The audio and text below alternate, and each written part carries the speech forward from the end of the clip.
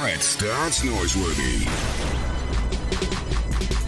Welcome in on a gorgeous Monday. So nice to have you with us. Dave and Brett, Drew on the other side.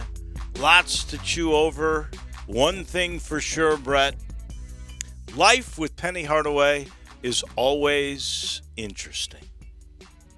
If you haven't heard the latest, ladies and gentlemen, I would say about 3 hours ago maybe, Davion Warren, the young man from Hampton who was the leading point scorer in the Big South this year, who's been committed the whole way, sent his papers in, I think, anyway, last week when all of the transfer portal and those original high school signings were made, and everything seemed like it was going along smoothly. Then, for some reason, he wrote he was thinking about decommitting and was weighing his options. He then deleted that tweet. And then, I would say 45 minutes ago, there was another tweet. This one from Tyler Harris. Remember Tyler Harris, don't you? Young man from Memphis, cousin of Tony Harris, nephew of Frank Harris. No, son of Frank Harris, excuse me. And that Tyler Harris that decided Memphis was not the right place for him a couple of years ago and transferred this past year and played at Iowa State. Well, the coach that brought him to Iowa State got fired. Tyler entered the transfer portal, and Tyler Harris tweeted out, "I'm coming back." Moments after that tweet, Davion Warren, back on the Twitter machine, said, "I am definitely weighing my options. I am definitely decommitted from the University of Memphis." I guess my question is, and I've gotten texted this several times, part of the reason that Tyler Harris left Memphis was because minutes. He was not getting the kinds of minutes that he wanted. I don't know how on this team he gets those minutes, but that is something that Penny Hardaway will have to figure out. Good afternoon, Brett. It is a merry-go-round. It is, Dave, and my biggest question around Tyler Harris since his departure a year ago and after an ill-fated year at Iowa State, playing on a 2-22 team that went 0-18 in the Big 12, and he had 16 games of 8 points or less, and he really only had about 3 good games all year. Has he grown any? You mean for defensive purposes? He's still 5'7" and 155, isn't he? Well, I think he was listed at 5'10". Well, you can list him at 9'9". He's about 5'7" and 155. I'm not arguing with you. I think that's probably pretty accurate. 5'7", no more than 5'8", that is for sure. He has not grown, I don't believe. I do believe he at times started for that team, but let's face it, that team didn't win a conference game, as you just mentioned, won only 2 games the whole year. It was a disaster. Steve Prohm got fired because of it. And now here is Tyler. I'm surprised because it sure seemed to me that Penny was angling more toward positionless basketball, where you were getting everybody was 6'6". And what's his position? 6'8". What's Tyler's position? Where does he really help you? I don't know. Now, I think at Iowa State and at Memphis for the 2 years preceding that, so he has 1 year remaining, or I guess he would have the extra year. He would have 2 max. Yes. I thought he really excelled against lesser teams. But when you got up against big-bodied, more athletic, better quality teams, and I say that in one of his great games this year was against the national champion, against Baylor. He had 22 against the national champion. But most nights he could be taken out by bigger, more athletic players. So where's he going to play? My story hadn't changed at all on the player transferring from Hampton. I said in this tone, and I meant it, he was the best player on the 6th best team in the Big South. I don't know if that's program changer. I don't. He could help you, but I don't know if it's the difference between having an NIT parade and a national championship one shining moment parade. I don't know either, and now we'll never know. But I do find it interesting because I'm not sure, especially with the way that Penny talked, that Tyler Harris fits that mode where he's just going to be a role player kind of a guy. Now maybe he'll come in when teams are playing zone to shoot you out of the zone. He can shoot, and he did win a couple of games for the University of Memphis in the couple of years that he was here. But we've got a couple of stories of guys coming back home from the Lawson family now. All these local guys coming back to Tyler Harris returning. And the Lawsons and the Harris family under the same tent again, under the same auspices, with the same team again, and two families that at times have been reviled in this area by Tiger loyalists for shots taken and getting one in on the University of Memphis, and now all seems fine. Dave, I heard it toward the end of last week, and I thought about it over the weekend. I've seen it a lot on Twitter that the Lawsons are the number one basketball family in the history of Memphis. Have you seen that? Have you heard that? Oh, Drew, yeah. Have you seen that kind of kicked about? I've seen it kicked around on social media. It puzzles me and confuses me. Okay, puzzles and confusion. Do y'all? I mean, so that's your answer, Dave. Do you think that is the case? Do you think that is the? It may be, I would love to know if it is the case. Who did they top? Who did they supplant? Who once was that? I mean, I think the Larry Finch family's way up there with Larry Jr. that did play on the team, and he was the uncle of family David Vaughn. Right. I would the Wright family with Herb and with Lorenzen. Now I know Herb went to Ole Miss, but they still were. He was still from Memphis.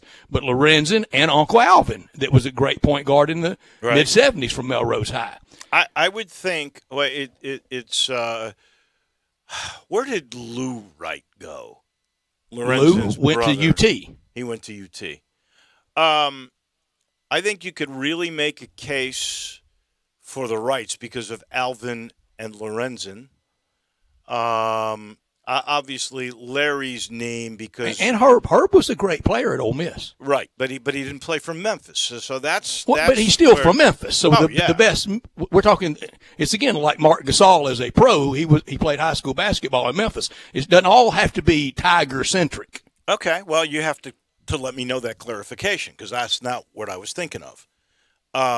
And most of the rhetoric that I've seen pertaining to that is because the Wrights, the Lawsons are coming here. Here's the thing with the Wright family, you've got Herb, you've got Alvin, you've got Lorenzen. I don't know that Lou Wright was a great player.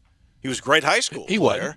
Okay, so then you've got Finch, Larry. In all due respect, because I love Larry Jr. and he was a policeman. Now he's a teacher. He loves Memphis. I love his mother. But he was sort of in the role, and maybe even lesser than Jayden Hardaway, so we couldn't say that. But Larry gets a double notch here because Larry not only was a star player, a galvanizer of the city, but he also was a coach that to this day, because of the vacated wins on John Calipari's ledger, he's the winningest coach in the history of the school. So I would say he's the number one guy. Cedric Henderson. Couldn't you make a case that the Gasol boys are? You could but you know what? I hate to say this. When I think of the Gasols, I think international. I think maybe both the most played here forever, and one went to high school here. Yeah, but they're certainly the most decorated because they've won Olympic medals. But I saw that out there, and it really has me thinking. I'm thinking out loud because, would the Lawsons be the first family of Memphis high school basketball, air quotes here, if it was all at Kansas or all at Oregon, or the player this year going to college doesn't sign with Memphis? I mean, that imprimatur of first family of Memphis basketball, I think that goes with because they're Tigers now. And it's kind of building, it's kind of building up the resume a little bit, would people be thinking that and saying that about them if in this portal and in this signing class that they had signed with Kentucky? Probably not, but here's the case you can make for that. I mean, how many families have 4 boys that are all 4-star recruits? They would still be that if they had gone to McNeese State, though. Well, that's true. I mean, they still would have been. That's the case I'm making. I mean, if you're trying to advocate for them being the first family, that would be the case that you would make. Like, how many families have we ever had in the city of Memphis that had 4 boys that were all 4-star players? I mean, that is pretty amazing in its own right, where they could go to Kansas, they could go to Oregon, and that Oregon team went to the Sweet 16, and Chandler Lawson was a part of that rotation. I mean, he had regular minutes all the time. He was the starter the year before. So you can make a case for it. I think your case, if we're just looking at sheer merit, you would say the Gasals because of what they have accomplished. Otherwise, I would say Larry because he's one of the greatest players of all time, and he is the winningest coach of all time.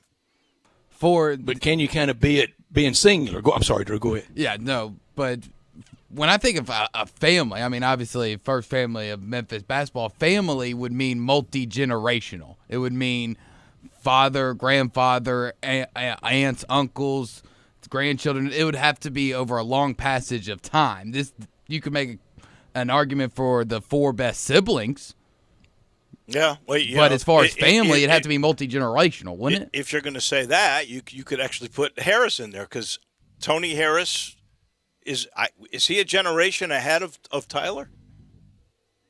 I think so, aren't they? Yeah. Who else? Who else can you throw in there? The Wrights for certain, because father, uncle, and then son. And there's Hank 3 and of Jake. those. Hank and Jake. McDowell.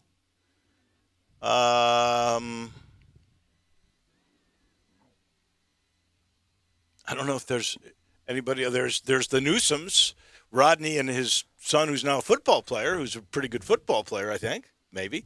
We'll see. No,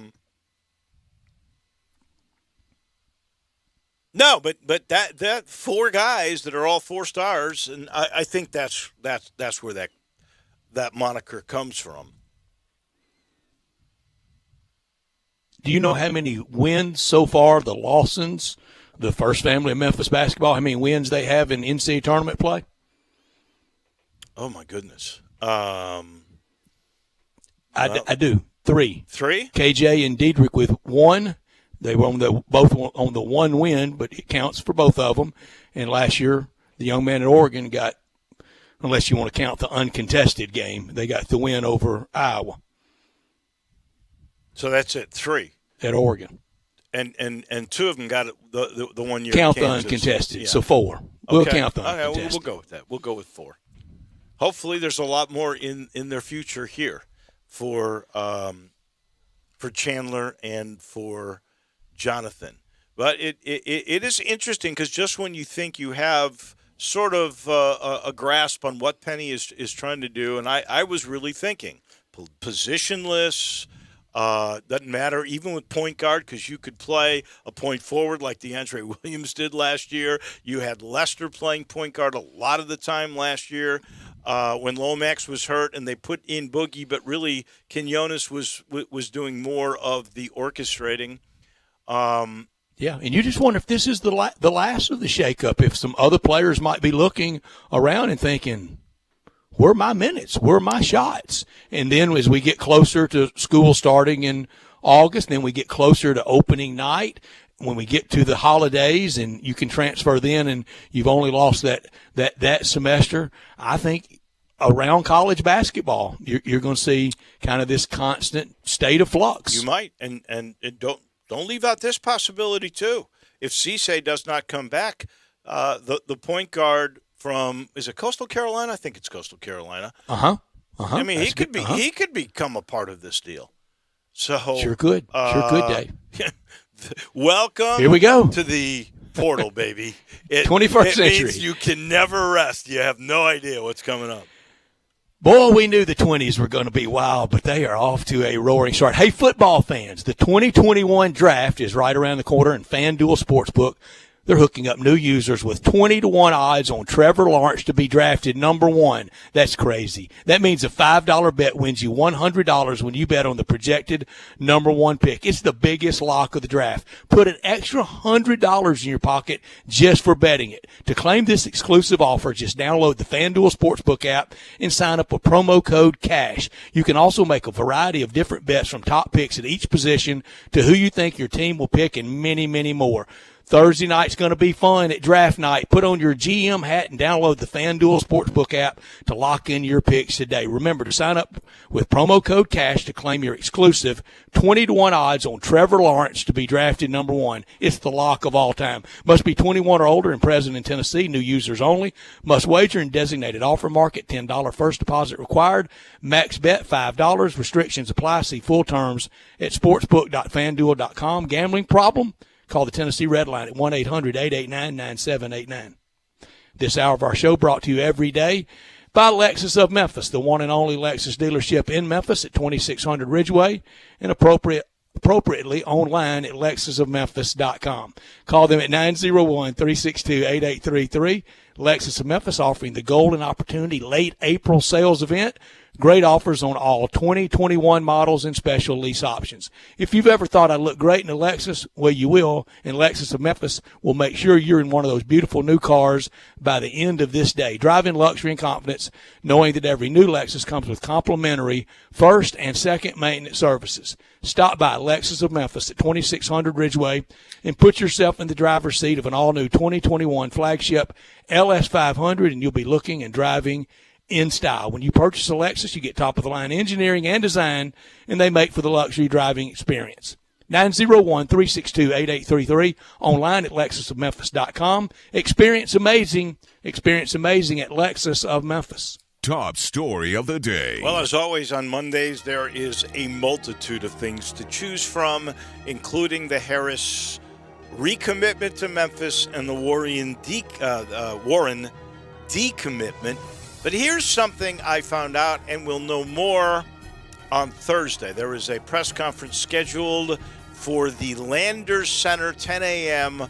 on Thursday morning. Brett, I think we have a new indoor soccer league team, and it will play at the Landers Center beginning in December. There is a new league that I read about that actually will have men's and women's teams, and so each night there would be a doubleheader. I'm not 100% certain at this point if that is the league that Memphis is going to be announcing, or the Landers Center is going to be announcing on Thursday, but I'm pretty sure we got a new team and a new league for those of you that love indoor soccer starting in December.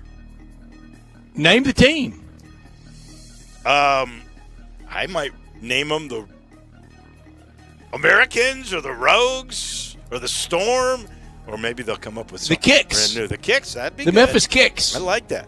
I like that. My top story, the Memphis Grizzlies with the sweep in Portland against that vaunted guard combo that we've heard about forever, McCollum and Lillard and McCollum, and they are that good. That guard combo's won nothing for Portland that really matters. The Grizzlies now 31-28 on the season, 18-12 on the road, just 13-16 at FedEx Forum. Tonight in Denver, who cares? 4-3 if they lose this game tonight. At worst, they'll be 4-3 if they win and go 5-2. Should be a parade if they go 5-2. Wednesday at home against Portland, with the 6 seed still kind of possible. Yeah. And the 7 seed very much alive, and hosting could happen. Well, they could have 6th place locked up right now, and they could be 6-0 on this trip. But, heck, we were saying 3-4 would be good. We know it's going to be better than that. They 0-1 to Denver tonight and to Jokic. And this time Valanciunas will play. Who knows if Triple J will play? More on that in medals. We'll get to that in just a little bit. not top story of the day. Well, it comes from the NBA. 10 NBA referees at this very moment are sidelined. 9 because of COVID, 1 because of injury. These are veterans who have worked deep into the playoffs. It's the highest number of referees out since the season began. They've had 24 who have missed at least one game so far this year. Most of these, though, thank goodness, are tied to contact tracing, and most believe it's because, the players, they're on charters. The referees, they take commercial flights, and they think contact tracing from commercial flights is really the culprit here. My not top story, goofy baseball. Playing these BS bogus doubleheaders, but the no-hitter doesn't count for Mad Bum. But the rest of the statistics from the game, they do. Errors, hits, strikeouts, they all count. I promise y'all, I had this on my list the next time we did high hard ones. I promise you, I was going to ask y'all this. In these bogus 7-inning doubleheaders, if you pitched one, should you have the players jump around and celebrate and rush the mound like Yogi Berra rushing Don Larson? Would y'all? Do you think you should? No, because I think a true no-hitter has to be 9 innings. And that's the way baseball's supposed to be played, for goodness sake. It looked bush as it could be yesterday. It looked like a bunch of travel baseball tools with flat bill hats on. I couldn't agree more with you. Look. Was he supposed to stay after the game and throw 2 more innings? I mean, they asked him to pitch a 7-inning game. He threw a 7-inning game. He gave up 0 hits. Is he supposed to come in next start if he throws 2 more hitless innings? Then he gets an no. I'll tell you what. If he throws 2 more, next time he can go crazy. All right, let me ask you this, Drew. Whatever the number is on the Powerball ticket, if you get 3 correct numbers, you win squadouche, right? If you buy Power Play, I think you get a few bucks for it, but on a normal ticket, no, you're right. You don't get it. On a normal, do you celebrate like you want it? No. But okay. When I bought the ticket, aka the 7-inning game that Major League Baseball told me I had to pitch, I was picking for 3 numbers in that case. I get you your can point. only do what you're told you can do. That's the point, and I get that. All he could do was pitch the 7 innings. It's not his fault, but it's the way it's set up right now with these 7-inning deals, and that statistically. That sort of robs him of that opportunity. But I still think in order to have really a major league official no-hitter, to me it's got to be 9 innings. You know what a perfect game is? It's 27 outs. And basically, that's right. A no-hitter is 27 outs without allowing a hit. That's right.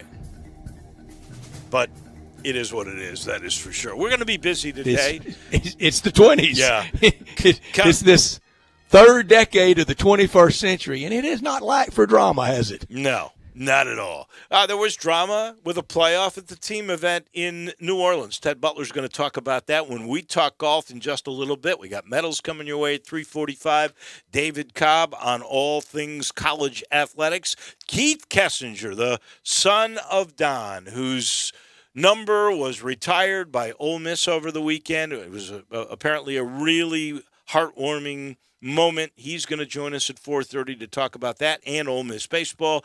And then at 5 o'clock, my friend from Chicago, George Hoffman, on what's going on there with the Steve McMichael story, the Cubs, the White Sox, NBA, and a whole lot more. So we are busy. We do get an interesting a couple of texts, actually, that I've gotten. One on our First Bank text line at 70236. When you mention families of Memphis and basketball, we didn't mention the Wilfongs. You've got John. You've got his uncle, who was a part of really ushering Memphis basketball into the sports culture of Memphis. And you got his sons who played at SMU. Yeah, very true. Very, very, very true. Now, in fairness, John's dad, Gene, and his uncle Win, they were from up in Missouri. They were. They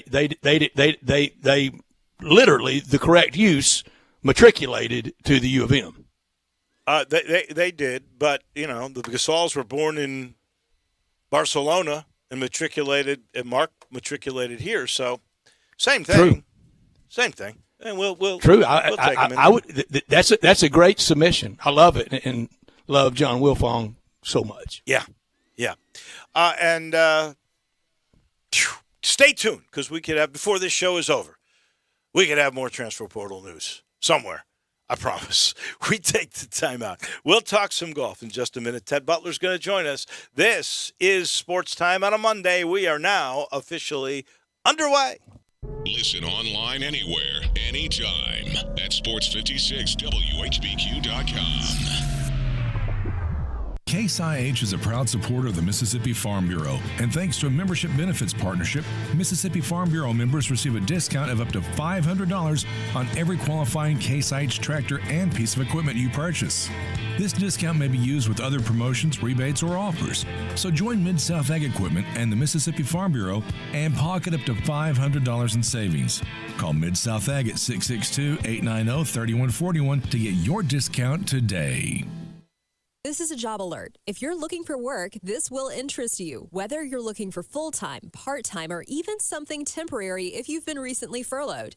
Text 107-JOB to 49330. That's 107-JOB to 49330. Office work available now in a clean office environment with all COVID precautions taken. Text 107-JOB to 49330 and someone will be in touch about these job opportunities available now. Text 107-JOB to 49330. It's happening again at Family Leisure. Don't miss out again this summer because pools are going fast. Spas in stock now, too, and they're ready for delivery. New 2021 patio furniture, state-of-the-art in stock now, and up to 20% off select sets. Swing into spring with a brand new play gym, professional installation available. The temperature's rising, and so is the service at Family Leisure. Family Leisure, I-40 and Whidden Road, where family and fun come together. You ready for a new ride? We Gossett at Gossett Kia Covington Pike, and Bobby J is the man to put you in a new Kia today. It's less than $5 a day. 2021 Kia Forte, $129 a month lease, $31.99 due at signing. Find your soulmate with 2021 Kia Soul, $159 a month lease, $3,099 due at signing. And 2021 Kia K5, built in America, $184 a month lease, $3,099 due at signing. All 36-month leases. Plus, peace of mind you can trust with Kia's 10-year, 100,000-mile powertrain limited warranty. That's Gossett Kia 1900 Covington Pike. Shop 24/7 at KiaCovingtonPike.com. Ask for Bobby J. He'll put you in a new Kia today. If you want it, we Gossett at Gossett Motor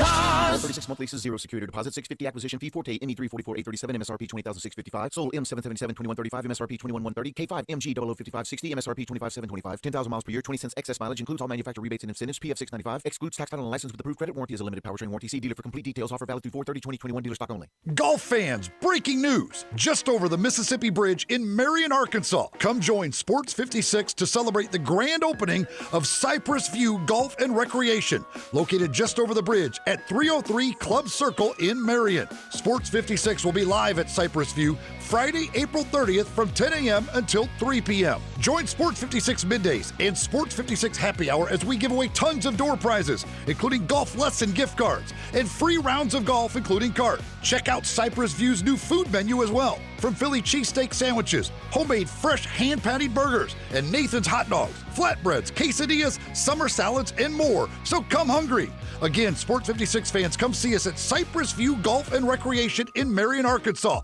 Friday, April 30th from 10 until 3. Enjoy live sports talk, food, fun, and lots of door prizes. Cypress View Golf and Recreation in Marion, Arkansas. Put it on your calendar. Can't wait. Me, Greg, Johnny, we look forward to seeing you there. Now, back to Sports Time on Sports 56 with Wolo and Stacks. This hour of Sports Time is brought to you by Lexus of Memphis. Here once again are Dave Woloshin and Brett Norsworthy.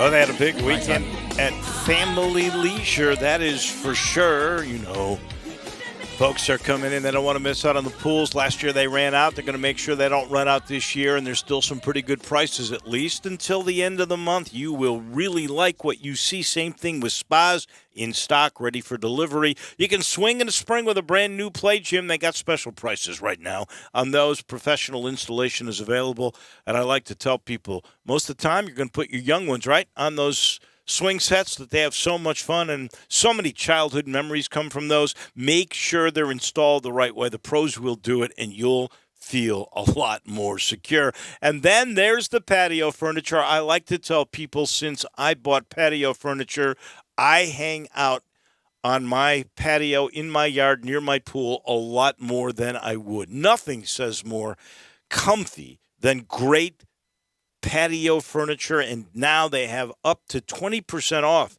on some select sets. Please go see what I'm talking about. Just get on to I-40, get off at Wooden Road, you go north toward just about a half a mile, and look to your right there, you'll see Family Leisure, where family and fun all come together.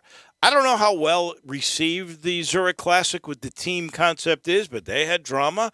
Mark Leishman, Cam Smith went to a playoff with Louis Oosthuizen, Charles Schwartzel, and it was Leishman and Smith that were winners, even though Ted Butler, I'm pretty sure, isn't Louis Oosthuizen one of your favorite all-time swings? Ted, you there? I knew you were. Yeah, I'm here. You hear me? Yeah, we got you now. Yes. Yeah. Okay. You love that swing. I figured you'd bring that up. But Louis, he did a couple bad things. On 17, I don't know if you saw it or not, but he's got that little chip shot from short of the green. Oh, my. And if they par the hole, they're going to win the thing. And he putts it. And it bounces up the hill, and it comes up about 8 feet short, and Schwartzel misses the putt. And Dottie Pepper said, well, under the pressure and the situation, that was the right play. And I'm thinking, what are you kidding me? Put the ball up a hill with stubby grass on the best wedge players on the planet? Like these guys are 80 shooters or something? It was a terrible choice of clubs. And they made, of course, bogey and went to the playoff hole. And then we saw the 18 handicap slice into the water. And my favorite swing. Not anymore. And then, to top it all, if he misses a 10-footer for bogey that could have tied if they'd have missed their bogey putt. So I enjoyed it because of the difficulty of the greens, and they couldn't fly 7 irons in there and stop them on one bounce. You know, they bounced 20 yards and had to come up with all these weird chip shots with fairway metals and putters, and I enjoyed it. Ted, I did too, and I love a drivable par 4. Oh yeah, especially for those guys, and we saw the theatrics at the PGA Championship at Harding Park last year. Probably the golf shot of 2020 was that tee shot of Colin Morikawa was to effectively win that tournament. I would, Ted, I so prefer a drivable par 4, 350 yards or around that, than I do a 245 yard par 3. Oh, absolutely. There's no fun on a 240-yard par 3, but it's funny you'd say that, a 350-yard drivable. You know, back in the old days, 280, sure, 275 would have been a drivable par 4, maybe. Yeah, Jim Thorpe only. Would you like to see, along those lines, would you like to see them take a hole and make it that way at TPC Southwind? Just off the top of my head. Great question. You could do that on 7 if you move the tee boxes up, but I think you'd have to put some more danger around the green. Yeah. You could do that. 13. You could do that on 10.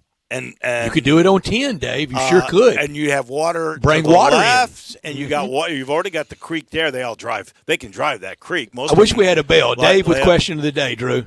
Ding, ding, ding, ding, ding. That's a great question. That'd be so fun. Would you like that, Ted Butler? Yes, absolutely. What about 15? Put it out there in the middle of the fairway and have the creek right in front of the green.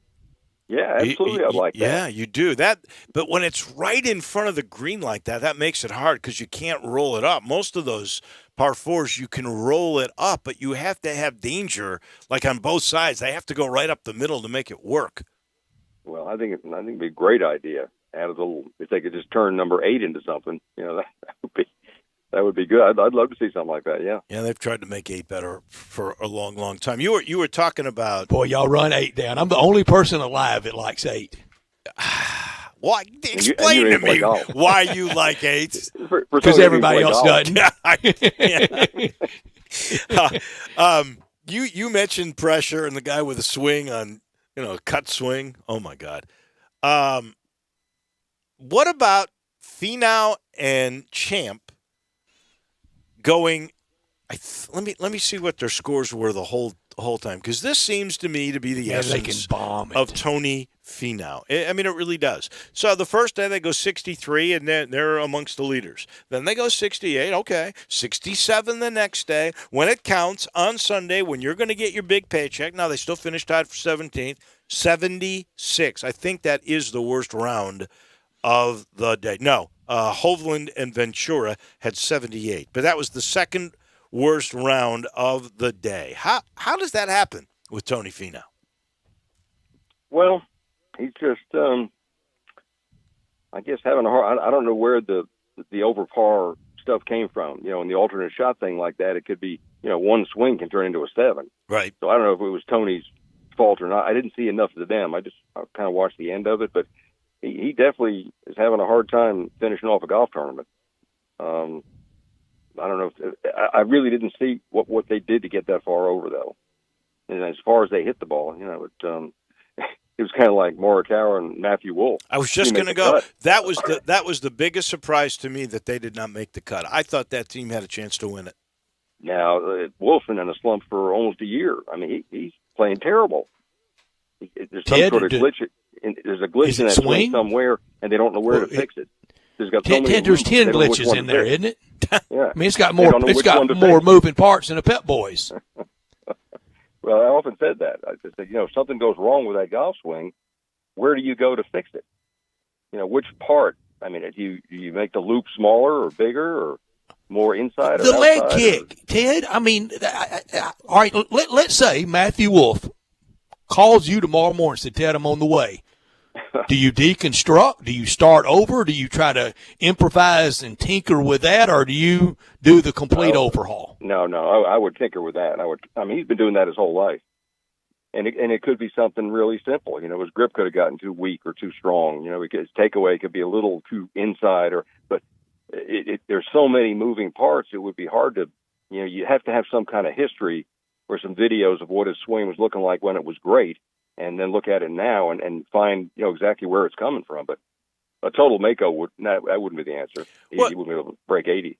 I think, and I'm certainly I'm a student. I'm certainly not a teacher like my man Ted Butler.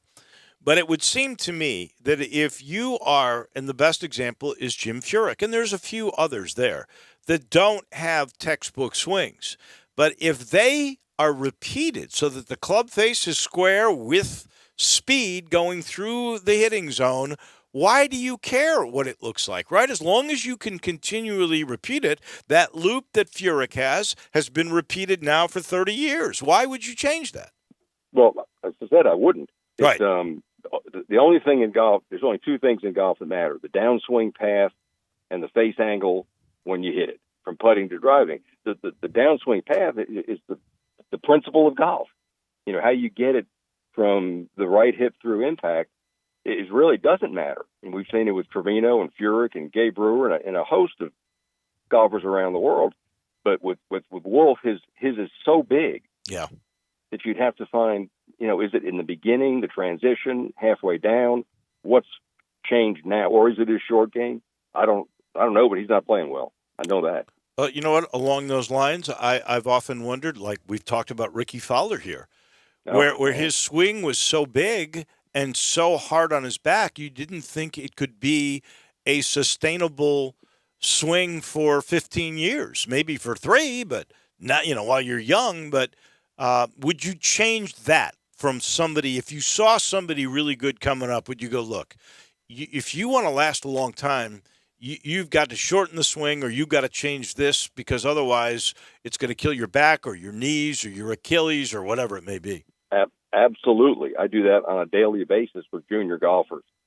I had a meeting with Kara Middlecoff one time at the club, and we were talking about golf, and I was asking about some positions and this and that. He said, the first thing you need to do is make sure they're not making some move that's going to hurt them. And I thought, wow, I hadn't really thought about that. Whether it's a twist, a dip, a reverse weight shift, or something that down the road, if you keep doing, which I see all day, every day in amateurs, it's going to hurt you.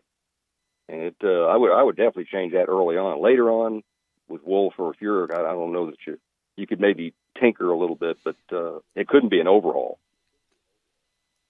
Ted, are you braced? Dave, are you braced for this? It's going to happen at some point. I'm stunned it hadn't by now. That course in Louisiana is basically played in an alligator pit. On Saturday, Cameron Champ was trying to hit a shot, and I'm watching it, and I'm thinking, hitting that golf ball and playing this tournament that blankety blank important when Baby Gator is sitting over there, and Big Mama and Bigger Daddy ain't far away? We're going to have a disaster one of these days. Well, those guys are in pretty good shape. They could probably run fast. I don't know. That it would be scary, though. I did play a lot of mini tour golf in Florida and encountered a few things like that when I was snapping into the water. Oh, but that little baby gator sitting over there by Cameron Champ, I mean, just below the top of that water, and I'm thinking one of these days one might get agitated, think you're trying to harm little one, and comes out there, and it'll be more than TV can bear. Absolutely. I can't even bear to think about it. Yeah. No. Yeah. I suspect that if they thought there was a real problem, they would have to do away somehow with those gators, transport them to someplace. I don't think you can transport all those in South Louisiana today. I think Gators will win. Not all of them. I think they've been there since the Louisiana Purchase. I'll be honest with you. I was at the in Tampa. USF has their own course. Our friend TJ Reeves, we used to play it on road trips years and years ago, and it's called the Claw. And one of those holes is around this lake that is filled with gators. And I saw some gators come out. Like if you hit a ball near there, you're not going there. You're going, I'm taking a free drop middle of the fairway. I'm not going I'm that way on rattlesnakes. Yeah. Woo. All right, before we let you go, tell me a little bit about the Valspar Championship in Innisbrook, which is in Florida. Hopefully they don't have too many gators. What do you know about Innisbrook? I know it's a really good golf course, and there's a lot of good players playing. I've never played there, but it's been famous for a long time. I haven't studied it, but off that subject for just a second, and I don't know the score and whether the team did or not, but Rachel Heck just won the Pac-12 championship. Wow. Yeah, first time since 1997, somebody from Stanford. And the other thing I forgot was last week we had a long drive contest at Putt-Putt, the Bluff City Shootout. Yeah. And two Memphis guys, Chris Hall won the senior division, and Will Hogue won the regular division. So a Memphis sweep for the driving contest. And were there people from all over the country that were competing? They were from California, Pennsylvania, New York, North Carolina, South Carolina, Texas, just to name a few. Yeah, it was it's a countrywide deal they do. Give us the yardage that both senior and regular won at. 326 on the senior and 347 on Will, but it was into a strong wind and it was cold. So the conditions were really, really bad. Boy, that's moving the ball. Because Will hits it 400 all the time. I mean, he hits balls out there all the time, and it's scary. So he's booked every Monday now through Thanksgiving and a Monday 4-person scramble for any great charity. That's right. You got to have that guy on a scramble team. Oh, you my need God. him, absolutely. Well, you'd be on most of these scrambles. You'd be on a number of par 4s in one. So you're balls. Yeah. He was hitting. I may have told you this. He was hitting balls right next to me when I was giving a lesson a couple of weeks ago, and the guy that I was teaching, he hit a drive and he jumped, and he turned around and he says, "Well, you hit the ball pretty far." He goes, "There's 4 people on the planet that hit farther than me, and I know all their first names." Yeah. How old is the senior that hit at 327? He's got to be early 50s. Chris Hall. Chris Hall. I don't know him, but I've heard his name out there a lot because he comes out and he bombs it all the time. So we know that if you go to your average summer golfing games and you listen to the way the players hit the ball, there is a sound. When you go to TPC Southwind for the WGC and you see them on the driving range, there is a different sound. It is a kaboom. What is it like at a long drive contest, how much amplified is that shotgun kaboom going off? Well, he said DeChambeau couldn't caddy for me. Oh, come on. He said he'd be 50 yards behind us. You think that's Seriously, true? Well, there was a guy that asked him. He said DeChambeau is a great golfer, but he can't hit it near as far as we can. Now, I don't, that's just their comments. But the noise it hurts your ears. I was in the booth right next to him, and it hurts. I am going to beg to differ with that particular person. Not that his pride isn't great, not that he could hit it as far as DeChambeau, but I tend to recall last year there was a shot that DeChambeau hit that carried 365. Now, that might have been downwind, downhill, but I remember it carried 365, and I can't believe people can hit it further than that. Oh, yeah. They're carrying it over 400 yards. They're carrying 400? Yeah, absolutely. Yeah. That's a different world. That's all it's I can on say. ESPN. Oh, yeah, they could fly the ball 400, 405. I mean, it's incredible. Yeah. All right. Can you teach that? How come you haven't taught me that? I can't teach that. you got to be 6'4", 240. That's a supernatural power. Okay.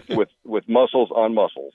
Okay, 6'4". So it's not your fault or my fault. No. We're blaming that one on God. We're not involved. Okay.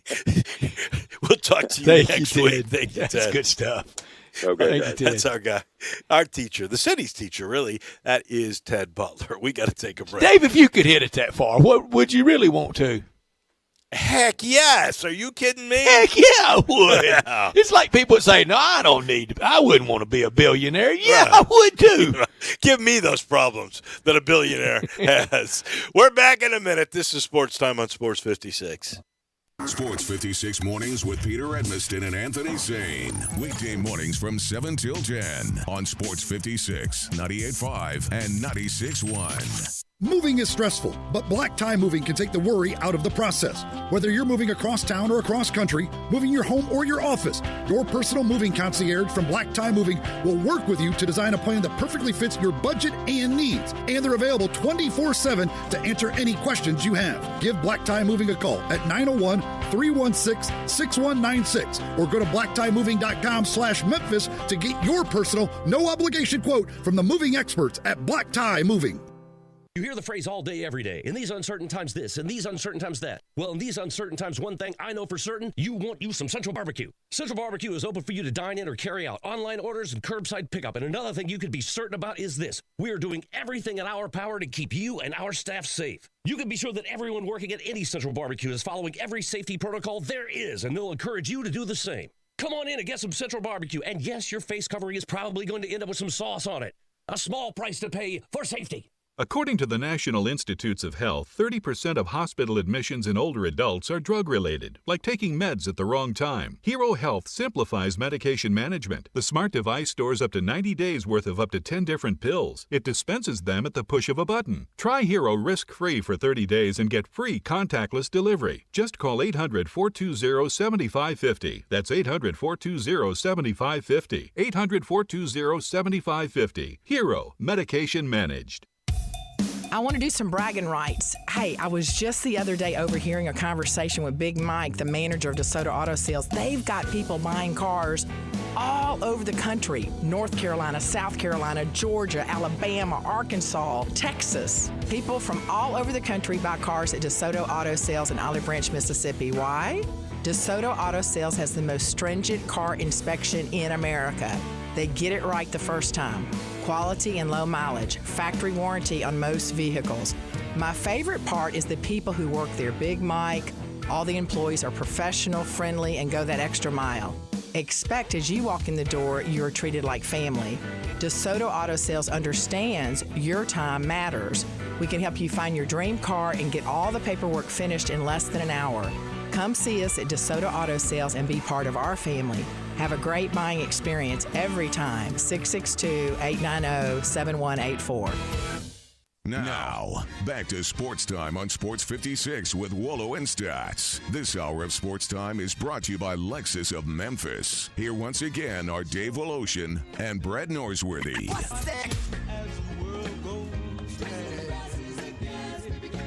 Crazy Monday already with Tyler Harris coming back to Memphis. Davion Warren, we never got to know you. He is back in the transfer portal. You might say we traded Harris for Davion Warren.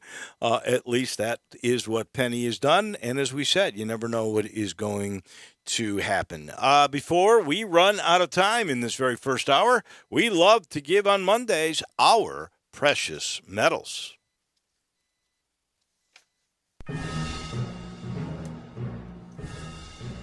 I'm going to give a bronze medal to North Point High School. That baseball team, which has not made the playoffs since 2009. And, Brett, they weren't even called North Point then. They were SBEC. Southern Baptist Educational Center. Yes. But they're going to make it this year. They have won 13 baseball games in a row. And for that, they get a bronze medal. I'm going to give the silver medal to Rafael Nadal. He beat a guy who I think is going to become the next pretty big name in tennis, Stefanos Tsitsipas. He beat him in 3 sets. It was one of the longest 3-set matches they've had in years on the ATP Tour. Of course, this is in Barcelona. It's the Barcelona Open. It is an event on clay where you know Rafael Nadal is the greatest clay player in the history of the sport. He won again. He won in 3, which means he has now won 12 times in a row. Can you remember when we were bragging about players that won 2 times in a row in Memphis and made the finals for the 3rd, and we were all excited? 12 times in a row in his hometown. Owns it. Rafael Nadal has won. I don't know if anybody's ever won 12 times the same tournament. And he gets a silver. I'm going to give a gold to the Grizz. 4-2 in this road trip. Could be 6-0. We thought it would be good if they were 3-4. And what a showdown. You mentioned Damian Lillard before. It was back and forth. Morant and Lillard. And Morant outplayed Damian Lillard. And they beat those Trailblazers 2 times in a row. That is something else. That gets a gold. My bronze goes to the Big Mouth Padres. They backed it up. Yep. If you can talk it and you can walk it, you can keep on talking it. And I just love when Fernando Tatis showed up goofball Trevor Bauer. The kids these days call it trolling. I call it, if you can give it, you got to be able to take it. And if you can take it, you can give it. Tatis has, and the series was fantastic between the Padres and the Dodgers, and they don't like each other. Silver goes to 85 threes already in the month of April for Steph Curry, and the surging Dubs, how dangerous will they be as a 7 or 8 or a 9 or even a 10? They could pull the upset over Utah or Phoenix. A lot of things that to line up right for them, but that championship DNA, they can tap into it. My goal goes to wave those flags, wave those T-shirts, wave those growl towels. Grizzlies can make some playoff noise playing like this. Grit and grind, we don't bluff, whoop that trick. Let's get it all going. All the blasts from the past for this playoff run this year.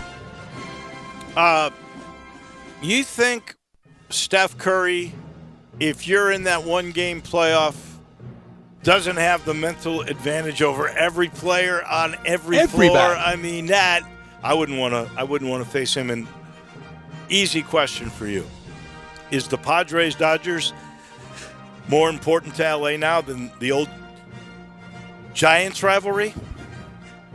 Maybe right now, 3:54 on the 26th of April, yeah. Maybe right now, but over the long march of history. No. Not close, but 2 hours away, and the only major league sport in San Diego, so they only got one team they have to hate, and that's the Dodgers. That's right. That is exactly right. My Russ medal, since I know you're going to have 7-inning baseball no-hitters, my Russ will be... I really don't. I'm about to lose my mind over it.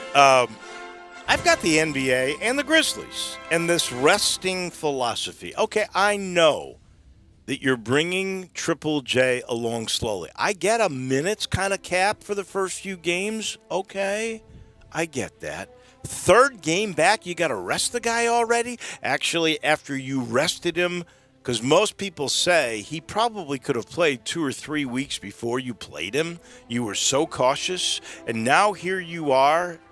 Fortunately, they were able to get by without him, but here you are in the midst of this incredible run where you and I are both saying 6th is possible. You don't have to worry about a play-in. Let's throw some caution to the wind. You're resting this guy. Actually, he played a total, I think it was 42 minutes in the 2 games that he's played. 42 total minutes, and he needs a rest already? Come on. Wish we did his vacation time up like that. Lord, really. Drew, you could be off like 19 years if that was the case. I'd take it right now. Yeah, my Russ goes to, it's not really his fault. I'm not really slamming him, but who would have ever had this bet? Who had this on the bingo card? Mike Conley wins an Oscar before he wins an NBA championship. Nobody would have had anything like that. I didn't even know it was a possibility. No, I didn't either. I got to ask you, like, I watched the end of the Oscars last night, but I did not. What did Conley get an Oscar for? For executive producer, is that right? Yes, he was an executive producer of a Dave, film. I read about it this morning. That won an Oscar. I kept my lifetime totals on the Oscars to the lifetime number. Does he actually get I've never an watched Oscar a trophy? second. Does he get the Oscar? Does he get the statue? Yeah, everyone gets one. Wow, so he'll have a statue on his mantle. Everybody gets one? Him and KD will each individually get one. And then I guess any other executive producer that worked on it. Think about this. What a year for Conley. He finally made an All-Star game, and he won an Oscar in the same year. That's How about incredible. that father-son duo? Big Mike's got a gold medal from Barcelona, and the son's got an Oscar. How many mantles around town have that? Man. That's generational. That fits our mold for first families of sports. This portion of the show brought to you by Supercuts. That's the place to go get a haircut. It's still safe. Always will be. They always make sure they are in step with what is going on. There are 15 Supercut locations now. To find the one nearest to you, go to supercuts.com if you want to find out about what they call the Safe Salon Commitment. That was a partnership with infectious disease doctors that maximizes safety and spacing and sanitization. Please do yourself a favor, get peace of mind, and read that Safe Salon Commitment, or at least find the location that is nearest to you, because there are 15 Supercuts, all owned by the Czech family, right here in Memphis. You'll love what you see, and you'll love the way you feel and what you see in the mirror when you walk out, because anytime you go to Supercuts, when you walk out, you will look good, I promise. Back in a minute, hour number 2. Our friend David Cobb will join us in just a minute. This is Sports Time on Sports 56. Frontier Western Store is open and ready to serve you for all your needs in boots, apparel, pet food, and more. Frontier is proud to be a local leader here in the Mid-South when it comes to boots. Stop by the store today for an incredible selection of name brand work and dress boots. Come browse aisles and aisles of top quality boots at everyday low prices in their world-famous boot showroom. Dan Post, Rocky, Durango, Twisted X, Georgia, Ariat, and many more. There's so many styles, colors, and fits available, you might need a hand picking out your favorites. Luckily, Frontier's knowledgeable sales staff will cheerfully assist you with any questions you have and ensure the proper fit of your new boots. Frontier also has an amazing selection of jeans and shirts by Wrangler, Ariat, and Carhartt, as well as a fully stocked women's boutique department with thousands of tops and dresses at unbelievable prices. New arrivals often. Frontier Western Store, 5880 Goodman Road in Olive Branch, and on the web at frontierwesternstore.com. Family owned and operated since 1967. Get to destinations unknown in your new ride from Gossett Mitsubishi 1870 Covington Pike. Get 43 MPG Highway and 2021 Mitsubishi Mirage. We Gossett at $12,997 or $133 a month, and it's not a lease. You own it. Dream big and drive further in your all-new 2022 Eclipse Cross, $23,373 or $284 a month, and exceed all expectations in your 2022 Outlander, $31,919 or $409 a month. Plus, we build it with a 10-year 10-year, 100,000-mile powertrain limited warranty. So get to Gossett Mitsubishi today, 1870 Covington Pike, or shop online at memphismitsubishi.com. If you want it, we got it at Gossett Motor Cars. All 75 months at 2.79%. Mirage MH002-807, MSRP 16865. Eclipse NZ03094, MSRP 26325. Outlander NZ05802, MSRP 34935. Includes all rebates and incentives. PF 695. Excludes tax title and license with approved credit. See dealer for complete details. Offer valid through 4/30/2021. Dealer stock only. Golf fans, breaking news! Just over the Mississippi Bridge in Marion, Arkansas. Come join Sports 56 to celebrate the grand opening of Cypress View Golf and Recreation, located just over the bridge at 303 Club Circle in Marion. Sports 56 will be live at Cypress View Friday, April 30th from 10 a.m. until 3 p.m. Join Sports 56 Middays and Sports 56 Happy Hour as we give away tons of door prizes, including golf lesson gift cards and free rounds of golf, including cart. Check out Cypress View's new food menu as well. From Philly cheesesteak sandwiches, homemade fresh hand-patted burgers, and Nathan's hot dogs, flatbreads, quesadillas, summer salads, and more. So come hungry. Again, Sports 56 fans, come see us at Cypress View Golf and Recreation in Marion, Arkansas, Friday, April 30th from 10 until 3. Enjoy live sports talk, food, fun, and lots of door prizes. Cypress View Golf and Recreation in Marion, Arkansas. Put it on your calendar. Can't wait. Me, Greg, Johnny, we look forward to seeing you there. It's time, Memphis. Join Ja Morant, Tyus Jones, and your Memphis Grizzlies Wednesday, April 28th at 7 p.m. as they take on the Indiana Pacers, presented by FanDuel Sportsbook. Check out grizzlies.com/tickets today. We are Sports 56 WHBQ Memphis, W253DF Memphis, and WIVG Tunica Memphis. Flynn Broadcasting Stations. Now, more of Sports Time on Sports 56 with Wolo and Stats. This hour of Sports Time is brought to you by Homer Skelton Hyundai. Here once again are Dave Woloshin and Brad Norsworthy.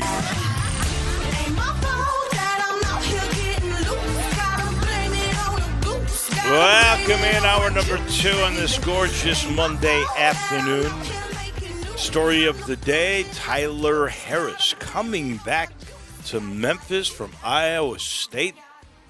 And in a stunning reversal, Davion Warren, once he saw the commitment from Harris, he decommitted and he is going elsewhere. So that seems to be the story today. The Grizzlies will end Dave, their road trip tonight. Yes, in Denver. Go ahead. If we had started the show, or somebody earlier today as the news was breaking, just anybody at any point in Memphis radio today had started the show on April 1st, April Fool's Day. Oh, yeah. You're right. Oh, absolutely. Of this news that we are legitimately dealing with, it would have been one of the great ruses of all time. People would have thought, for sure, if we had said this on April the 1st, nobody would have believed it. But it's not. It's April 26th. This is one of those that when you see it on Twitter, somebody usually quote tweets it, "This is not the Onion." Yeah, right. Crazy. Just some news before we bring in our friend David Cobb. Executive producers, according to our texter on the First Bank text line 70236, and he capitalizes do not, so I'm assuming he knows what he's talking about. Executive producers do not receive an actual Oscars statue. So like coaches at Olympics, Mike Krzyzewski, Bobby Knight, Dean Smith, those coaches through the years, they do not get a gold medal. They don't get a medal, right. They don't get a medal. They don't get any medal. That's right. And then somebody also texted this, and it's not our normal golf guy, but I like this idea, and I can see how this would work. 12 at Southwind could be the par 4 you go for it. Instead of, they built that. Ooh, yeah. They built that tee box way back that is actually kind of behind and to the right of the 11th Island Green, right? Uh-huh. Instead of going from there, go to the members tee box, which I want to say is like 320. That's what we're talking. You could try to go all the way over the water. You could try to hit a cut shot for your right-handed golfer, where if you miss, you would miss high side and end up in a bunker either sort of in front of the green or behind the green. That would be the way to do it. Maybe make it 290, 310s. You could vary it. I think that's a great idea. That would make it fun, especially on Sunday. Especially on Sunday, because those that are trying to make a big move right before they get into some of the areas where you can take some chances, 16 is going to be a birdie hole or an eagle hole. You could start to try to make ground right there. That would be a lot of fun. And you'd get some big numbers because people would miss. They would absolutely miss, no doubt about it. In the meantime, we never miss when we talk with our friend from CBS Sports. That is David Cobb. News today, Tyler Harris in, Davion Warren out. What do you make of this move by Penny and the transfer portal? Good afternoon. I thought it was a joke when I saw it at first. I really did. I had to go and make sure, wait, that's actually Tyler Harris, right? Like he is coming back. Verified account. And I mean, if you think about it, it kind of makes sense because Iowa State went through a coaching transition. I mean, he went up there to play for Steve Prohm. Then they only won 2 games all of this past season, and those games were against teams from the SWAC. I mean, they just got beat over the head every night in the Big 12. And then so Prohm is out, and then TJ Otzelberger comes in as the new coach. And so when you get the coaching transition nowadays, I mean, the roster turnover happens. And, I mean, Tyler Harris is a decent player, but I don't think that the line was super long with people beating down the door to try to get him to their campus, especially with the uncertainty over whether or not he'll be eligible immediately. So seeing him back in Memphis is interesting. Yeah. Yeah, in his favor, and I went through some of the shortcomings from last year and over his career, but I also mentioned late in the season and a 5-point loss to the eventual national champion. He had 22 in that game. But bigger picture, David, what could go wrong? The Harrises and the Lawsons now in the fold. I know, it's amazing. It really is. I am very curious. I'm kind of cautious on celebrating the second generation of Lawsons playing for Memphis as, some unquestionable sign that this team is headed towards, greatness. I mean, Chandler and Jonathan are good players, but, I don't know that they're better than DJ Jeffrey. And I think most people understand that Landers Nolley and DeAndre Williams are still going to be the focal points of that Memphis team. I think that's probably why Davion Warren probably decided to go elsewhere with the Lawsons and with Tyler Harris on board. For one thing, the scholarship numbers were really going to become an issue. And then, fact is, you can only feed so many mouths. And if we're being honest, Landers Nolley and DeAndre Williams are still in my mind, when I look at this roster and the way it's shaping up, they're still the clear go-to guys, without a doubt. And let's not forget Timberlake, who, most people said was the highest rated of all the players that would be on this team from high school days when he went to Miami. Exactly right. Very curious to see, how he pans out if he can put the injury stuff behind him because the potential is there. I mean, if you listen to Penny, my gosh, I mean, the guy could be an AAC Player of the Year candidate. Maybe not this next season, but once the ball is in his hands a little more, that seems within the realm of possibility with the way that he's hyped and the sort of billing that he had coming out of high school. So, I'm trying to figure out, and I'm doing this with a lot of rosters around the country, trying to figure out, okay, now that the dust is maybe settling a little bit on the chaos of the transfer season, who has gotten better? Who has actually improved their roster? And I'm still kind of going through that with Memphis, trying to decide for absolute certain, is this team unquestionably better than that team that was so hot down the stretch and won the NIT? I think it's probably more talented. But man, it might not be immediate when they come out of the gate next season that, the defense is clicking at such a high rate and that the 3-pointers are falling as much as they were that last, month or 6 weeks of the season. Because the fact is, it's a massively revamped roster. You brought up a very good question here.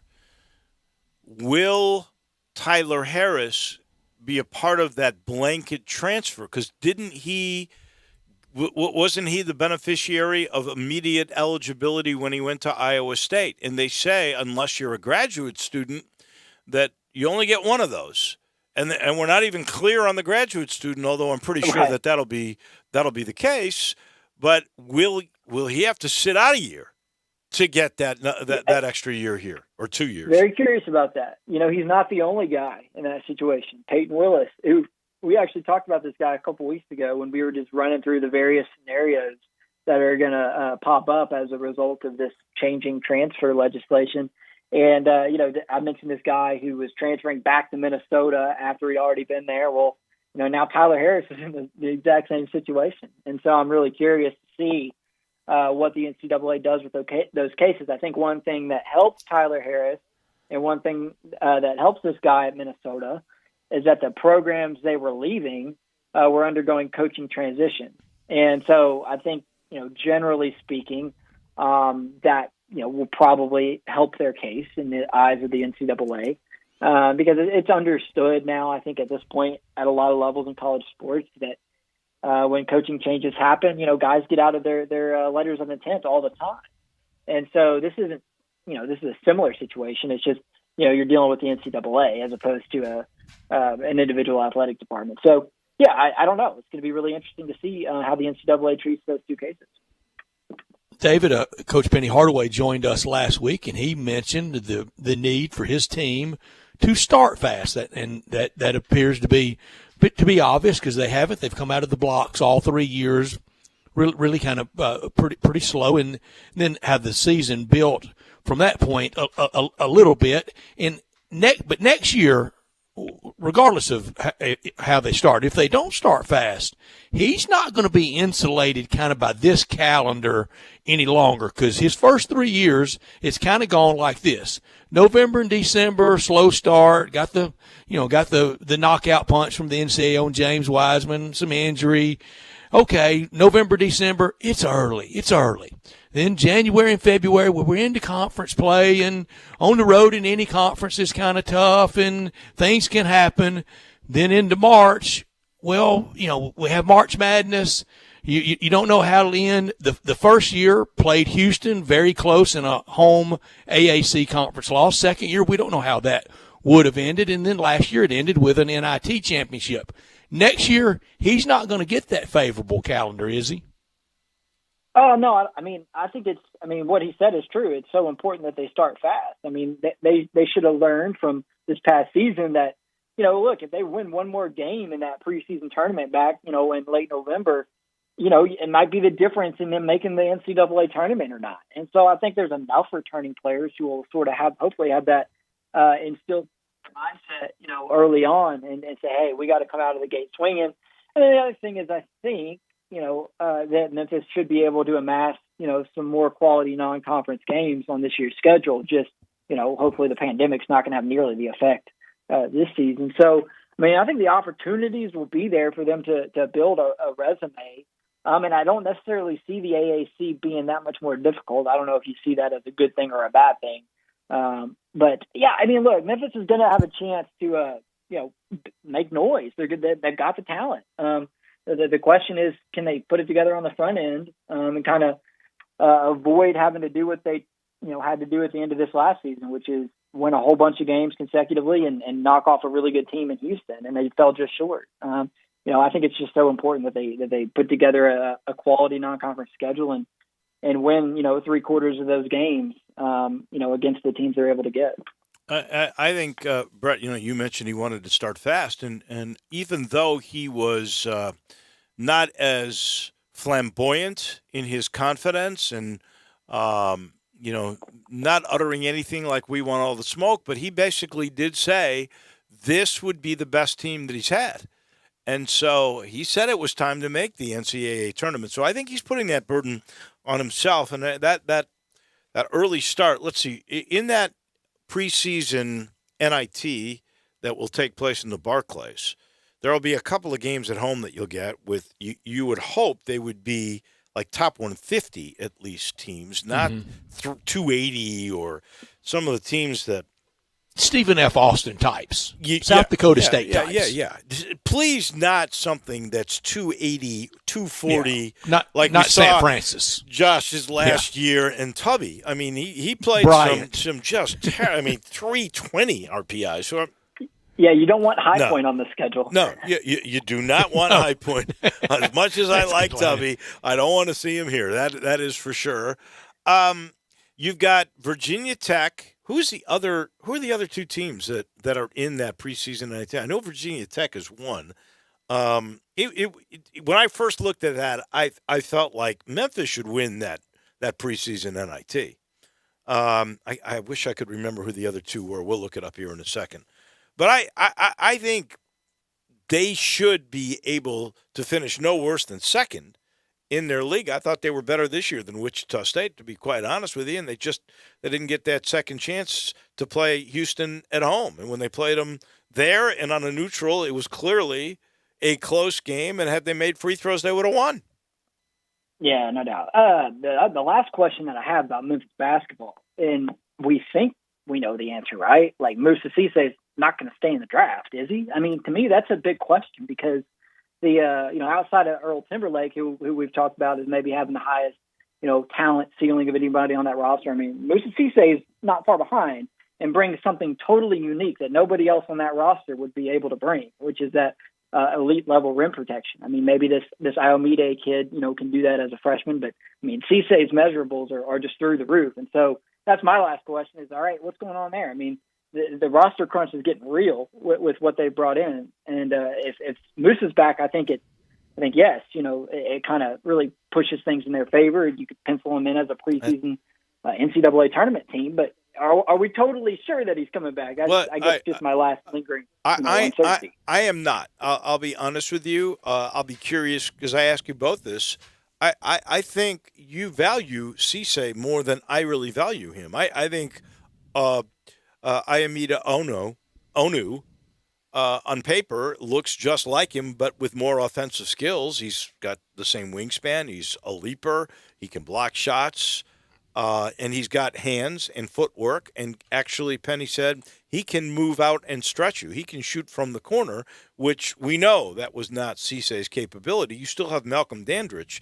So if Cisse does not come back, I am not certain that there is really a void in that rim protection or in that whole mode.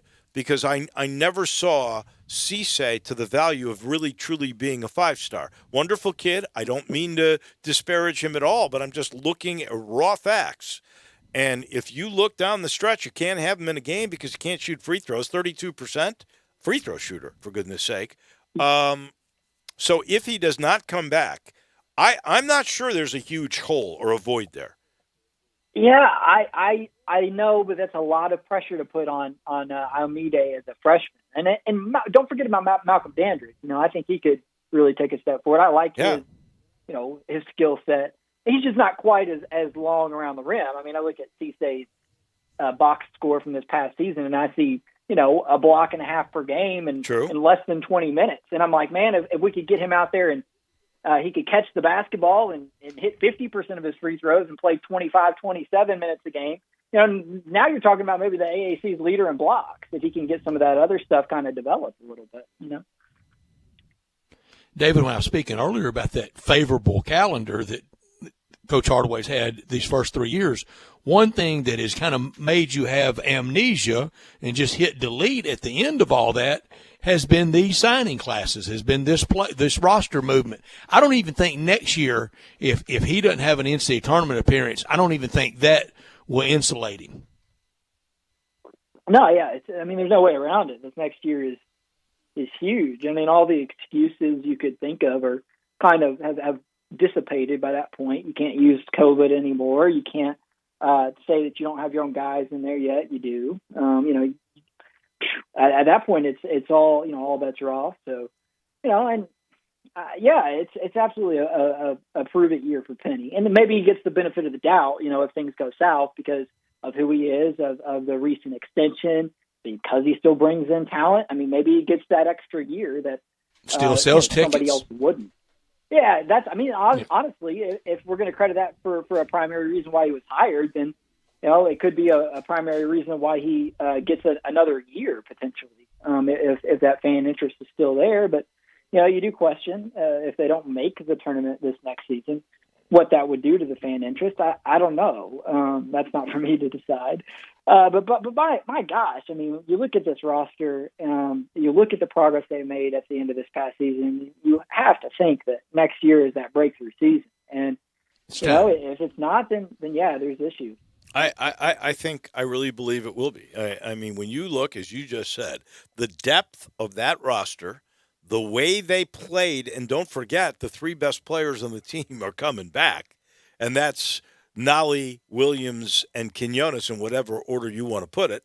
And you add a Timberlake, and you add these other players, including the Lawsons, and of all the freshmen, I believe every one of those freshmen is a top 100 player, top 95 player to be exact. With Timberlake was a 35 or 34. I can't remember if it's Minot or Camden that's in the 30s already. So you look at the talent that's there, the depth of it all, and the way that this team was playing with the majority of the leadership back.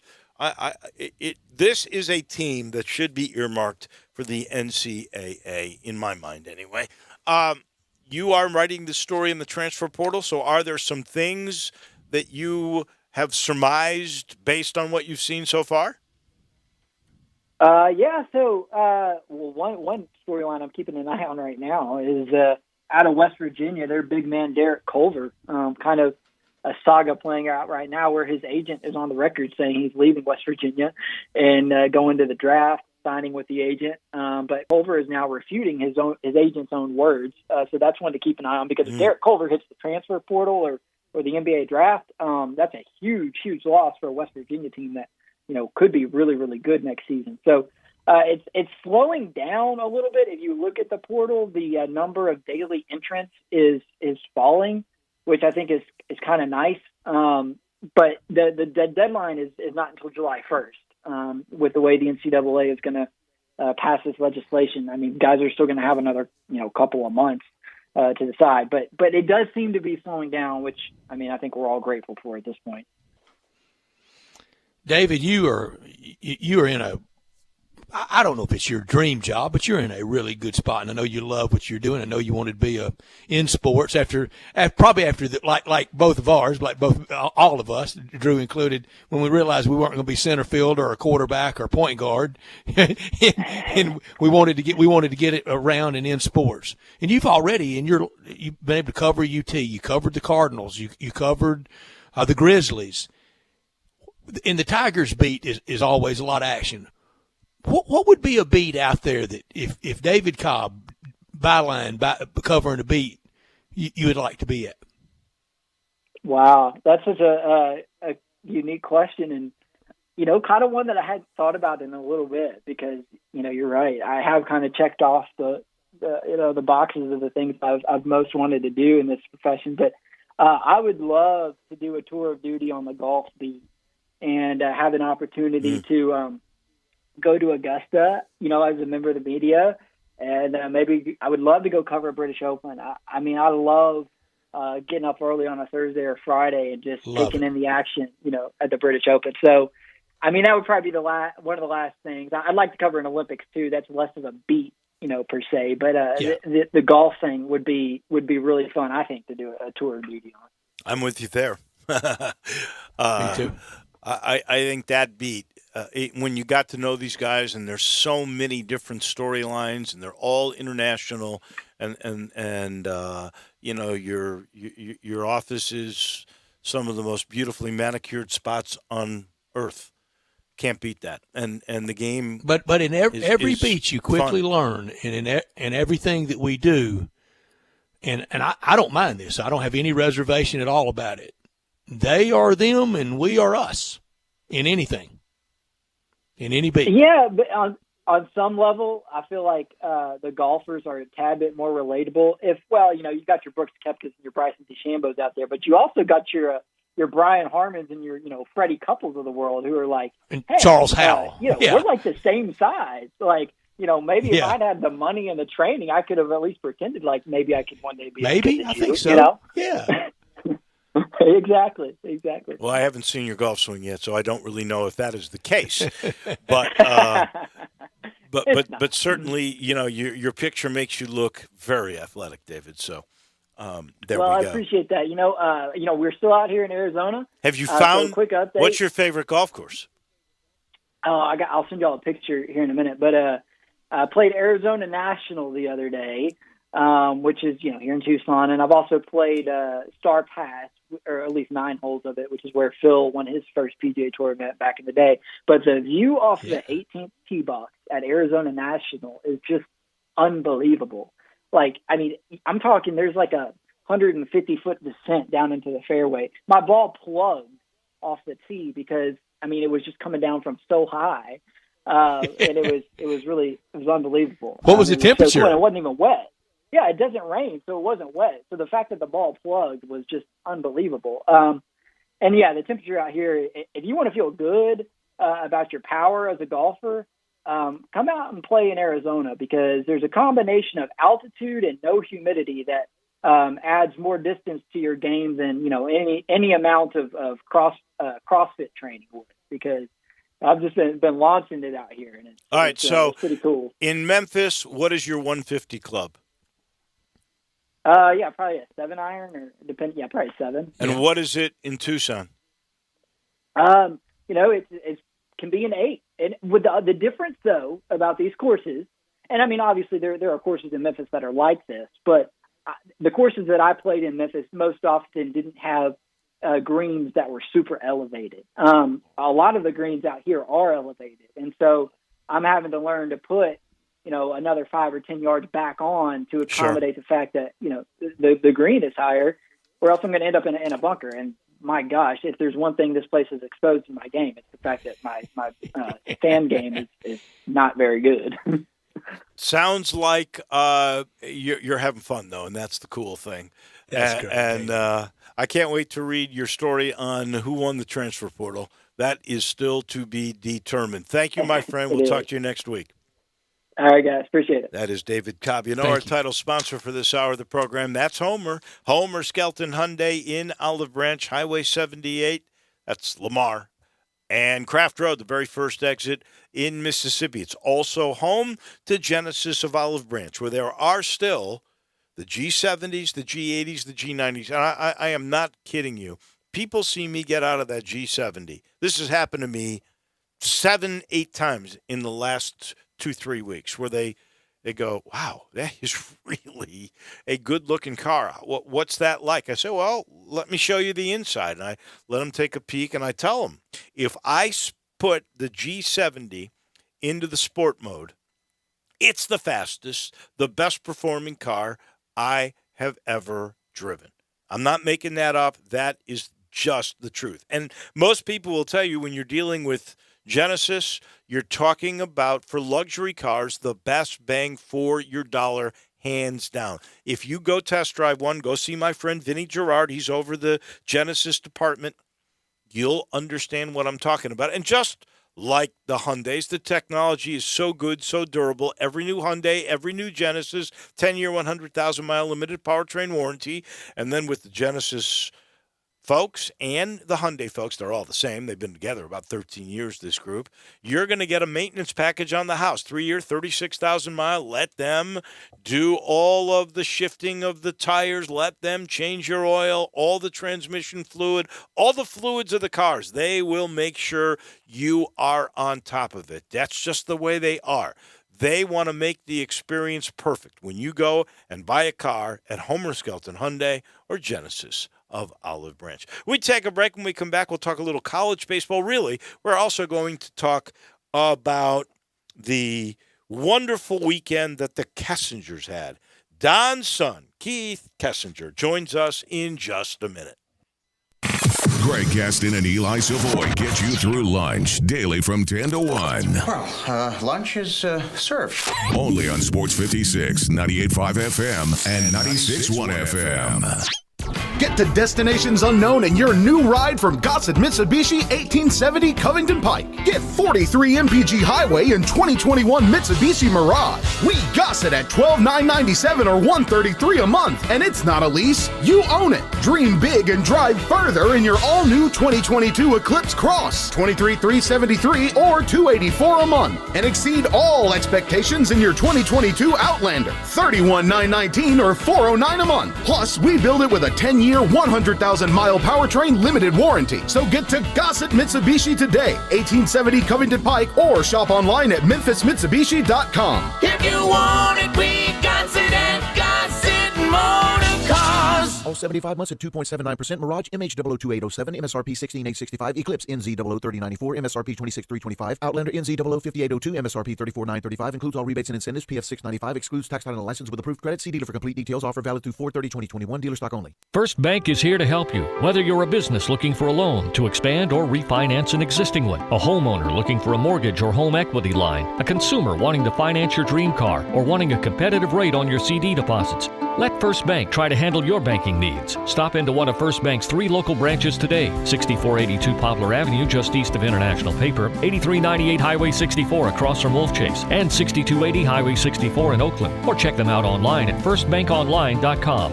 Member FDIC, Equal Housing Lender. I'm here with the great Pat Donahue from the Rendezvous Restaurant Shipping Department. Thanks, Brett. We've been shipping our ribs all over the country now for decades from our USDA-inspected shipping kitchen in the Pinch District. We hand-cook our ribs in pits that Mr. Charlie built over charcoal, just like they do at the restaurant. So what comes in a rib box? We could do pork shoulder, we could do ribs, our sauce, seasoning, baked beans, coleslaw. We'll even throw in Pancho's cheese dip with our nacho boxes. We also put a bag of Rendezvous seasoned popcorn, heating instructions, some chef hats, some wet naps, and some other helpful tips from our kitchen. We ship our ribs overnight, exclusively FedEx. And we put them in nice packaging. We don't ever want to use styrofoam, so we use corrugated cardboard, actually 2 boxes that fit nice together, so the ribs get to you, your loved ones, or your clients in a safe, wholesome manner. Rendezvous ribs are perfect for out-of-town clients, customers, loved ones. We also ship ribs for any occasion. Where do we order these great ribs? You can go to www.hogsfly.com or give us a call at 1-888-464-7359. Charlie Burgos' Rendezvous Restaurant in the alley since 1948. Welcome to Triumph Auto Sales, where you'll have a great car buying experience. Triumph Auto Sales is your #1 source of quality pre-owned vehicles ranging from lease returns to new car trades, all at huge savings. Plus, Triumph has a full array of financing options to meet your needs. Find your next car online at triumphautosales.com or stop in today at 4875 Elmore Road. Triumph Auto Sales will help you get the vehicle you want at the price you need and the service you deserve. For a great car and a great experience from a local and family-owned business, visit Triumph Auto Sales. Now, more of Sports Time on Sports 56 with Wolo and Stats. This hour of Sports Time is brought to you by Homer Skelton Hyundai. Here once again are Dave Woloshin and Brad Norsworthy.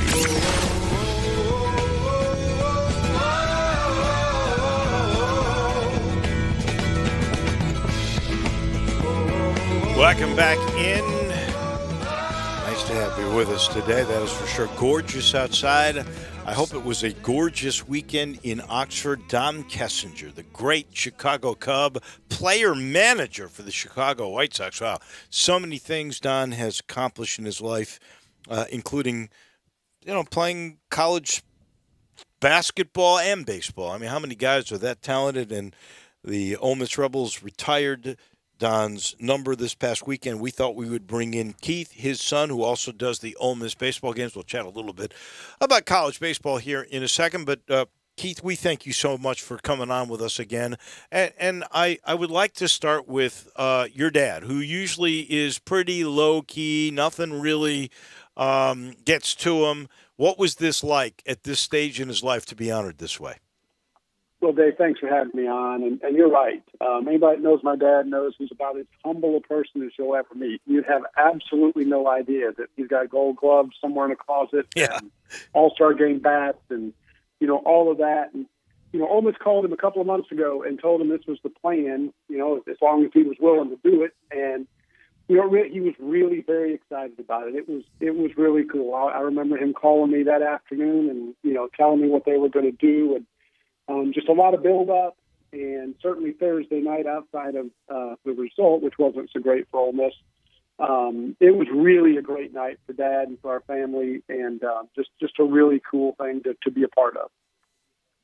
And, Keith, it will be forever and ever that you go to OU Stadium at Swayze Field. You'll always, forever look out there and in right field see number 11 and maybe a lot of toast and a lot of celebrations out there with every home run, but it is well deserved. It is well earned, and everyone from his upbringing in Forest City always said the most humble, sincere, kind man ever. Well, I'm slightly biased on that category, so I don't know, but I'm a neutral observer here. But no, he is truly he's a great man, and that I think was what part of what made the other night so cool was the genuine warmth of that crowd and the individuals and how many people stopped and had a story about when Dad had done this for them or he had done that. And, so much of it had nothing to do with getting base hits or shooting a basketball or whatever. Just, the difference he had made and spending time with people and just being a genuine person. And yeah, I mean, to have Coach Gibbs, who coached me in college, out in left field, Don Kessinger out in right field with those 41 and number 11 retired will be something that, obviously when I'm doing the games on TV, it's something I'm going to see. And for anybody that goes in that ballpark, it will be there. It'll be there forever, which is really cool. Is there a moment, an era, a time, a feat, whatever you want to say, that you think your dad really was the most proud of or remembers the most or talks about the most? I think he would tell you, and again, I hate speaking for him. He's plenty capable of speaking for himself. But I think the first All-Star game where the players voted him in, at one point players voted for the starters for All-Star, not fans voting. And I think he would tell you that from a perspective when your peers, the best of the best, say that you're the guy that should be the starting shortstop. I've heard him on more than one occasion talk about it. It's one thing, and certainly he's not trying to diss the fans when they voted him in, but I do think that he would tell you that if there's one thing I think that stands out, I think that's probably one of them. I've also heard him about the 6-for-6 day hitting, because obviously my dad was much more known for his glove and his bat. Getting 6 hits in one game, that's pretty good afternoon as well. And the last person to hit 400 at Ole Miss, is that right? That sounds right. He definitely out-hit his two sons that played there, and his grandson that played there too. So we all know that. And I don't think he had aluminum bats either. They were using wooden bats, but when he played, didn't they? Don't give him any more ammunition. I just remember that. Anything else, man? Nothing else. And I think a lifetime. Help me, Keith, if I'm wrong in this, but I think a lifetime around 260 career, 258 if I'm to be exact. Isn't that right? In the bigs? Yeah, I think that's about right. But think about think about who he was seeing, because we didn't have the number of teams, and I mean the rat-a-tat-tat of Marichal, Gibson, Carlton, Seaver, Kuzman. I mean, all those teams then, their third guy was double naught tough. Well, I think every era's got their guys. I think he probably wouldn't want to face DeGrom right now either. So, and not just because he's 78 years old, just in general, he wouldn't want to face him. So, Dad's a real big believer that all the games progress and all the athletes get bigger and stronger and faster.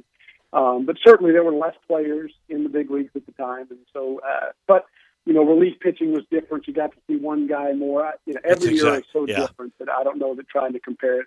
That's Koufax, Drysdale. Yeah, but he did get to see Seaver in the 8th inning. You would not probably see Seaver in the way baseball is played now, unless you had a shutout or a no-hitter going. You probably wouldn't see him because he wouldn't get past the 6th inning. And I do think that it makes hitting probably and obviously, based on the way Stats is talking right now, he's probably not going to agree with me. But I don't think hitting's ever been more difficult than it is today. I do agree with that. You guys throw with, and the fact you never see a guy more than 2 times in a game, and everybody's got their specialty and the shifts and all of that. I don't know that hitting has ever been more difficult than it is today. Yeah, I do agree with that. All right, Keith, on the subject of the weekend on the field of play between Ole Miss and if not Mississippi State, the biggest rival, and LSU, and everything that goes on with that game because of Mike Bianco, his son, back with LSU. I was about to lose my mind scrolling through Ole Miss baseball Twitter this weekend with the people that are really after Mike. I don't get it. I don't know what they think the option would be. Why would you destabilize such, and it's not going to happen, but why would you destabilize such a strong program when that has been what so many Ole Miss people have said through the years we would love for football to get to that national relevance, that national conversation constantly. Would give anything for football to be there. And darn if I don't see some of them wanting to pull the floor out from under what has been accomplished in baseball. Well, I think that's part of being a fan. You know, you're watching the game and you're emotionally invested into it. And certainly, you know, this weekend overall was a disappointing weekend for Ole Miss. And you know, it felt like I had a chance to get back on the right track. And, you know, sometimes you build something like Mike has and you've built a monster and you have to keep feeding that monster. And it's a long season. And I think sometimes college baseball fan bases that really care about college baseball, and clearly Ole Miss is one of those fan bases that genuinely cares. Sometimes they have a football mentality, you know, where every week, you know, every game becomes the end all and not this big picture of 56 games that really a baseball season is. So, look, I'm not going to get into what somebody should or shouldn't do. Mike has built a tremendous program at Ole Miss, and you know this weekend, and I'm sure if South Carolina coming in this coming weekend, if it doesn't go well, I suspect there'll be people that get on social media and once again not have real nice things to say. But you know, one of the real elite college baseball coaches, and he's built a tremendous program here. That's for sure. I know they've lost their last 3 series. That's what, LSU, Arkansas, and Florida. You're talking the SEC. State. Mississippi State. I think I'm it's sorry. 4. Yeah. I think it's actually 4. I think you had to add State in there too. Okay. And look, it's been a tough stretch. That's a team. Day that was number 1 in the country at one point. And you know, again, was that over ranking at the time? I don't know. Time will tell if that's the case or not. The flip side of that obviously is that Ole Miss played this past weekend without their number 1 pitcher, Gunnar Hoagland, who's one of the top 5 or 10 picks in the draft coming up. They've also played the last 3 weeks or so without their leading hitter, Tim Elko. So, you know, there's a reason one guy was hitting 4th, and there's a reason one guy was starting on Friday night. And no matter how deep your team is and good your team is, when you take those guys out of your lineup, you're not as good. And, you know, Ole Miss certainly has done some good things with Tim Elko out, but it's a team that still has some issues that they're having to work through. And but you're right. When you're playing in the SEC, your margin for error is so small. There's so many good teams in that league that you're just going to lose some series sometimes, and things can quickly snowball on you. And I think that's probably what made this last weekend for Ole Miss fans difficult was the previous 3 had all been against top 5, 10 type teams. LSU has had their struggles this year, and you know, for them to come in and get 2 out of 3, and quite honestly, it was close to a miracle they didn't get 3 out of 3 was probably difficult for some of the fans. Pure miracle. Bottom line is down 8-1 in the 9th. How many SEC teams are going to make the tournament? Now they may not host, but you know, how many teams are going to? They're still in the tournament. Oh, certainly. Right now, Ole Miss is clear. Ole Miss is probably likely hosting at this point. Okay, still hosting. All right. Probably. I mean, certainly they played. You know, up until very recently, Ole Miss was likely a top 8 national seed. I think right this second that's probably not where Ole Miss fits into the equation. I think from a host standpoint, certainly in the picture, they need to have the next couple of weekends are good. NCAA this year is going with the host being selected much earlier than normal because of COVID protocols and those kind of things. So the next weekends really are going to determine, you know, where people sit and whether they're going to get to host or not. And Ole Miss needs to play well, I think, the next 2 weekends. Who's the best team you've seen this year? Well, I mean, Arkansas is the number 1 team in the country, and they do a lot of things really, really well. I'm not sure Arkansas wows you necessarily with anything, you know, with just this dominant guys on the mound or, you know, one guy after another that just scares you to death hitting, but boy, they really play well. I mean, they just play really, really well. Look forward to seeing Vanderbilt. I think probably the most talented team in the country. I mean, they're really something else physically as a baseball team, although they've seemed to come back to earth a little bit the last couple of weekends. But right now, in seeing them in person, Arkansas was probably the best team I've seen play. He is Keith Kessinger. You will hear him on the ESPN Plus broadcast of Ole Miss. You still got a lot of games to go, don't you? Yeah, we do. And I'll give you one other team that's going to maybe surprise you two guys. Okay. I did see play in person. East Carolina. I watched the Memphis-East Carolina series. Whoa. I flew over to Greenville. And East Carolina's got a really good club. I mean, Cliff Godwin's got them going, and that's a team in the top 10 right now that's really good. And that ballpark is really a nice ballpark, isn't it? Oh, there's no question. There's some really nice facilities in the AAC, and that may be a discussion for another day as to where other teams fit into those facility discussions. But, East Carolina's got a ballpark that absolutely fits on par with many of them in the SEC. Beautiful place. Keith, thank you so much, and please say hello to your father for both of us, would you?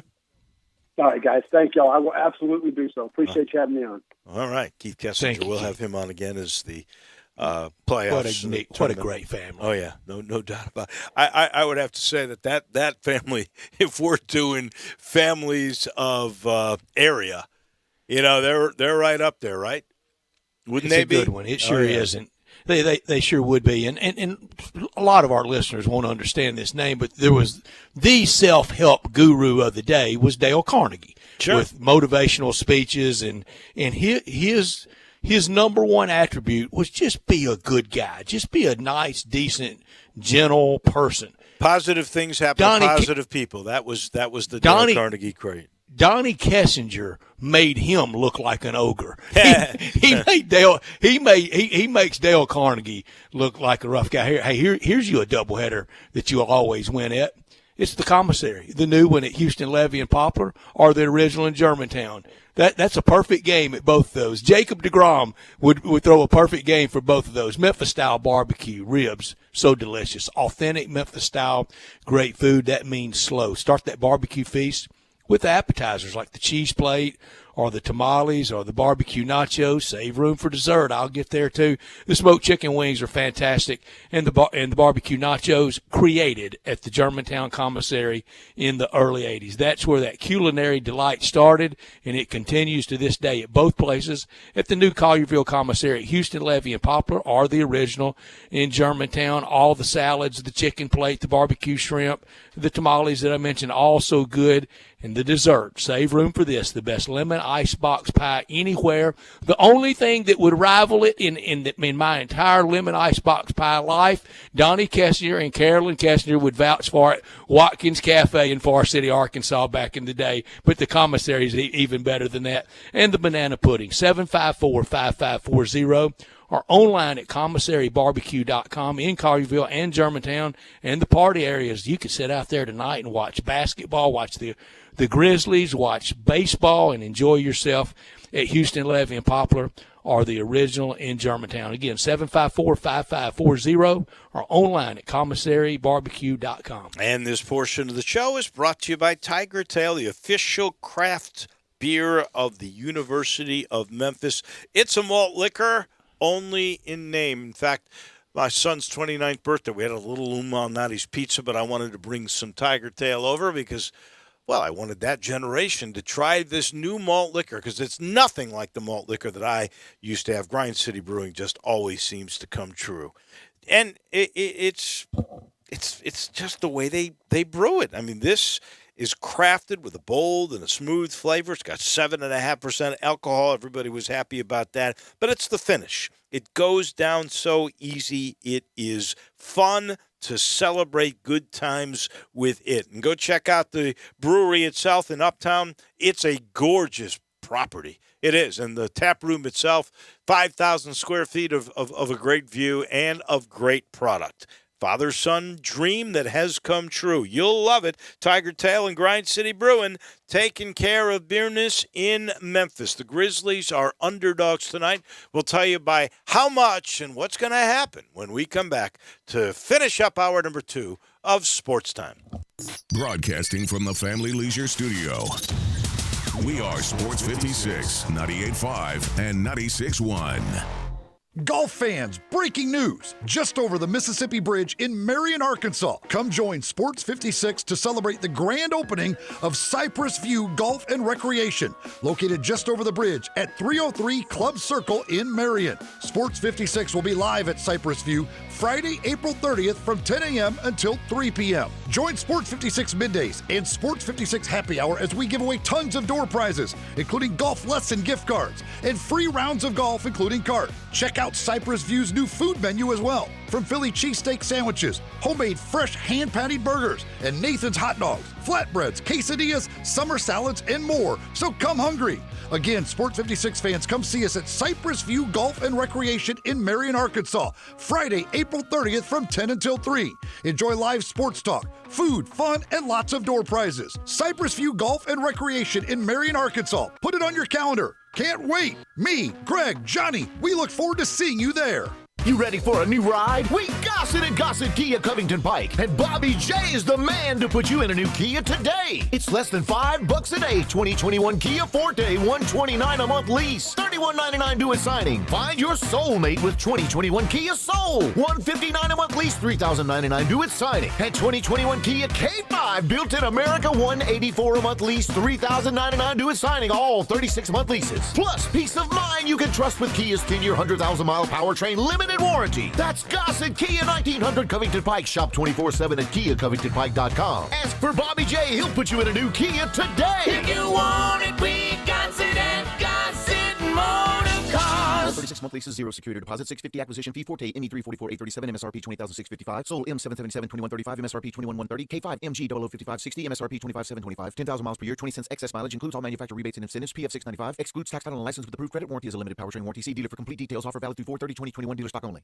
Do you know one of the best things you can do for your employees or family's health? Provide Arctic Clear bottled water. Arctic Clear bottled water is your locally owned and operated bottled water provider. Arctic Clear is 100% natural spring water with free delivery and setup, dependable service, and no long-term contracts. What an easy choice. Call Jeff Manus today, 901-382-2363, or visit arctic-clear.com. Arctic Clear bottled water. Call now, 382-2363. That's 382-2363. Now, more of Sports Time on Sports 56 with Wolo and Stats. This hour of Sports Time is brought to you by Homer Skelton Hyundai. Here once again are Dave Woloshin and Brad Norsworthy.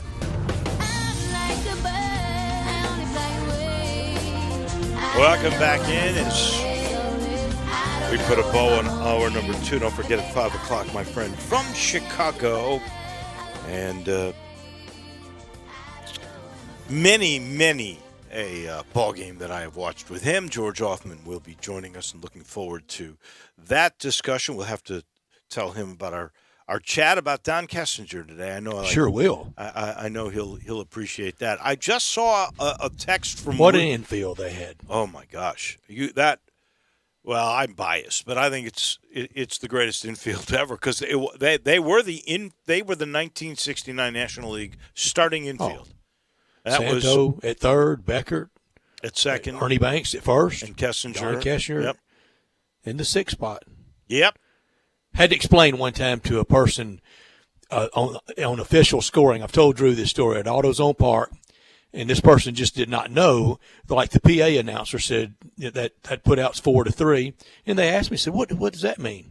And I explained to them, and I almost never got it across to them why shortstop is 6 and third base is 5. I said, just roll with it. I mean, it may should have been the other way around, but this is what it is. And then after that, they were so excited after they knew that. And any put out, they would tell me, Brett, that was 6 to 4 to 3. And then asked me, said, how old were you when you learned like that? I said, about 8. Yeah, it's about time when I learned that too. Yeah. About 8. I think this person was learning it about 30. Well, it's okay. Better late but they learn than never. Learn. That's right. So the Grizzlies and the Nuggets tonight, and I just saw this text from Will Barton. Lil setback. Be back soon. Ain't seen the last of me this season. So okay. You know who's playing great for them. He won't be playing tonight. What? Michael Porter's playing great for Denver. Oh, he is. And, Jokic he's the real deal. MVP. Well, maybe. It's going to be a great race. It's going to be a tough vote. It is. You can make the case for Embiid. You can start making the case for Chris Paul, depending on where the Suns end up. The thing about Embiid, and look, I know when you're hearing arguments, and I told you I've been involved in this argument with my brother-in-law now or my cousin-in-law, I guess I should say, in Denver. He goes, well, look at all of the Jokic assists. And he does. He averages, he's a point center. I mean, he averages what is it, 7 assists a game? I mean, and he always has those deep balls, those length of the court inbound pass assists. But here's what he doesn't do that Embiid does. He doesn't defend. Embiid is a much better defender. About defending anymore, Dave. I got to tell you something. It's half the game. I tell you when they will care about it. You know I'm joking, but I tell you when they will care about it, from this point of the season on.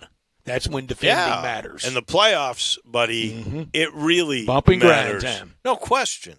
So I would have to think that the Grizzlies are 4-point underdogs in this game.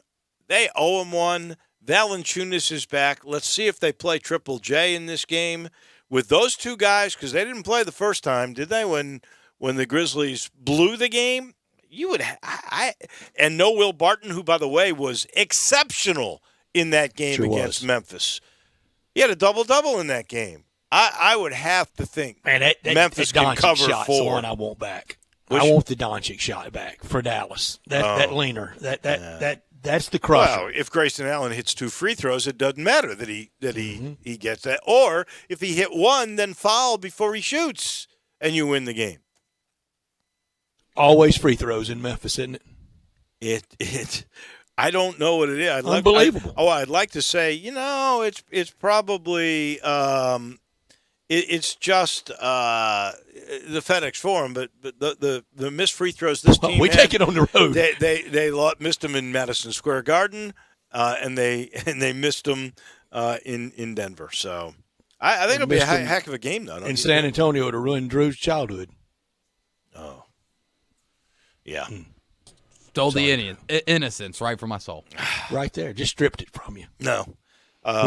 You went from a kid to a man in one trip. I can remember George Klein saying to me on my tombstone, it should read, I don't think they put it on there though, but he said it should read up 9 with 2:12 to go. Come on. You know that when people talk about real estate, they say you want the job done, you call Shell Dunn. That's my friend Shell Dunn Rosengarten, Mark Spensdorf Realtors, the hottest new listing that he and Maria Cron have just placed on the market, really about a week and a half ago, is 3500 Wind Garden Cove. Why is it hot? Well, it's the ultimate wow house on the 18th fairway at Southwind. It is the former home of Grizzlies coach J.B. Bickerstaff, as well as Josh Pastner. And the current owner totally renovated and then never moved in. What a deal. You got to check it out, whether you live in Southwind, Germantown, downtown, Midtown, or wherever. If you or someone you know is thinking of selling, talk to 2-3 real estate brokers, but make sure that Sheldon and Maria are one team that you chat with. Their experience and the strategic marketing program, well, it sets them apart from all the other brokers, just like hearing your house maybe right on this radio show. You can reach them at 483-0546. That's 483-0546 or MemphisRelocate.com. Back in a minute, to Chicago we go. George Offman, sportscaster and podcast guy. Now he's next. Hi, this is Troy Five-Ash, owner of Five-Ash Roof Services. You've heard me talk about how we offer the best products, the best warranties, and the best services for years. Now let's talk about pricing. Pricing should never be the only reason you hire a contractor, but in today's world, pricing is always a consideration. So we suggest you get 2 or 3 estimates for your roof replacement from a reputable, licensed, and insured company, and then give us a call. If we can't beat your best price for a comparable roof system by more than $100, we'll give you $100. It's that simple. We are so sure we can offer you the best price, beating all other qualified companies. We will hand you $100 if we can't, and thank you for the opportunity. So give us a call. What's the worst thing that's going to happen? Make $100? Five-Ash Roof Services, a proud supporter of Tiger Athletics and the official roofer of the Tigers home team. Five-Ash Roof Services, fair, honest, and ethical. 367-0050 or MemphisRoofer.com. Five-Ash Roofing, it's what we do. We're here for you.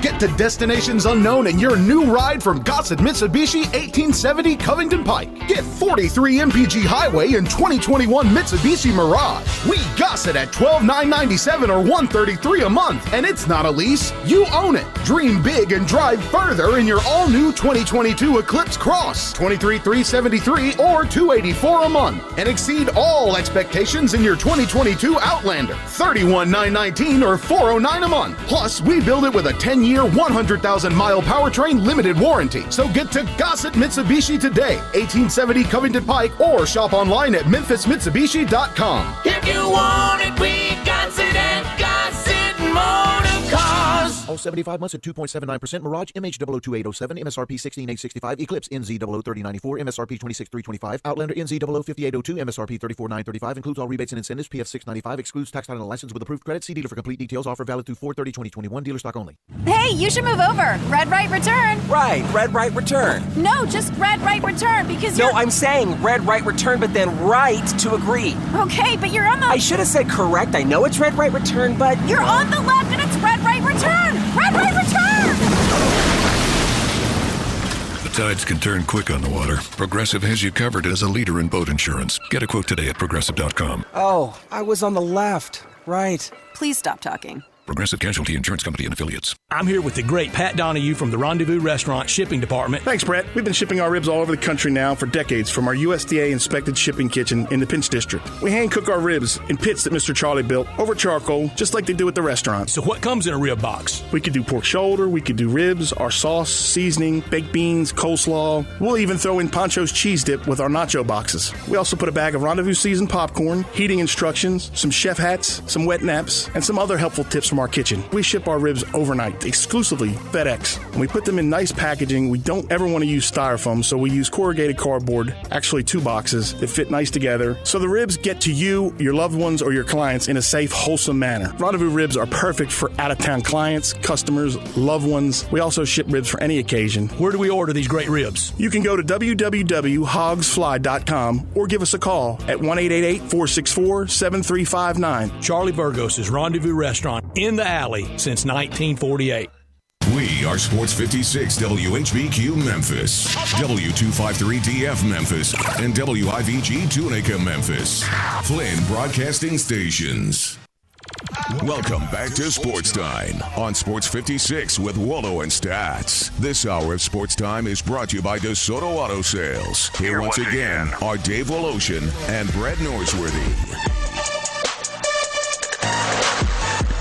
This final hour brought to you every day in the 5 o'clock hour. DeSoto Auto Sales brings you this hour. We are very, very happy to have them as a big part of our team, and they're very proud to serve DeSoto County and the surrounding area, and they have done it so well for so long. They're at 5704 Goodman Road. Go online and check out all the beautiful cars and look at the many, many happy referrals at DeSotoAutosales.com, where all the cars are test driven. All the cars are checked out thoroughly, bumper to bumper.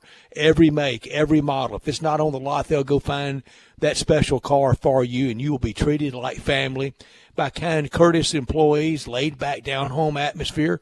No high pressure sales, but they do care about your time, and they want you to enjoy the ultimate car experience. They know we live in a world today that time really matters. That's why walk in the door, find the car you want, test drive that car, credit approved, paperwork completed, all in 45 minutes or less, in time to do it over your busy lunch hour or right now, immediately after work at DeSoto Auto Sales at 5704 Goodman Road, 662-890-7184.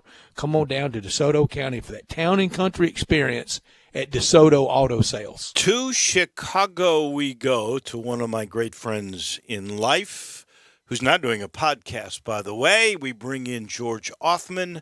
George, you've been a sportscaster for a long time. I know, though, he's more of a childhood hero of yours. A little earlier, we had Don Kessinger's son on because Don was honored by Ole Miss. You know, he played college basketball and baseball at Ole Miss. Have you got any good Don Kessinger stories that you remember?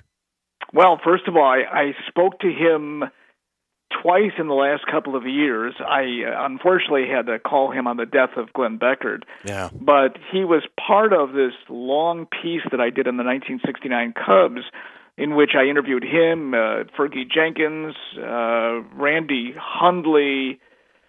Was Santos still around then? Pardon me? Was Santos still around No, then? No. Santos had already passed. Phil Regan? I didn't speak to him. I don't know if Phil was around. I spoke to five Cubs and other people involved, and it was great. And Kessinger is great, and he was in essence the third manager that I covered for the White Sox. When I started in 1978, they had Bob Lemon and Larry Doby, and then in 1979, Don Kessinger of all people takes over the White Sox. Player manager, yes. right? And then he is fired, and the guy who takes over is some fella named, hold on a second, I think his name is LaRussa. What comes around goes around. Boy, it does. And think about this. Don is 78. How old is LaRussa now? 76. Same age, isn't it? 76. Yeah, just a couple of years younger. That's amazing. Yeah. How's that working out? I mean, do you think LaRussa at this age is relating and communicating and motivating young new generational players? Listen, I'm not out there covering. I have not seen any issues with that. This is a fairly self-motivated team. They've got young players. They've also got veteran players as well. And, he's really using his bullpen a lot. This is what he did back early on. But back then, relievers were doing 3-inning saves. They don't do that anymore. And you want to be careful that you don't burn out a bullpen, because this is what Tony La Russa likes to do. He plays for today. But, there should be a tomorrow for the White Sox, so he's got to be careful. The only thing that I was concerned about was they had to get off to a good start. The last thing you want to do is be Tony La Russa, the manager of a team that gets off to a bad start, which, by the way, they did in 1983. Matter of fact, they were terrible in 1983. In June, they were 49-49. And they wound up with 99 wins. They never lost in the second half of the season. I mean, they went 52-16. Wow. They never lost. But you don't want to do that. And so far, they just had a sweep, so they're 12-9. And they're doing this without Eloy Jimenez because this kid, your main kid, he's 28, Mercedes, has taken his place. I mean, he's the talk of Chicago. The guy's been unbelievable. No cheap hits for this kid, And so they're entertaining. There's no question about that. And they're good. Their pitching has been a little questionable, but, that should straighten out. It's a good baseball team. And the Royals have already posted an afternoon 3-2 win over the Tigers.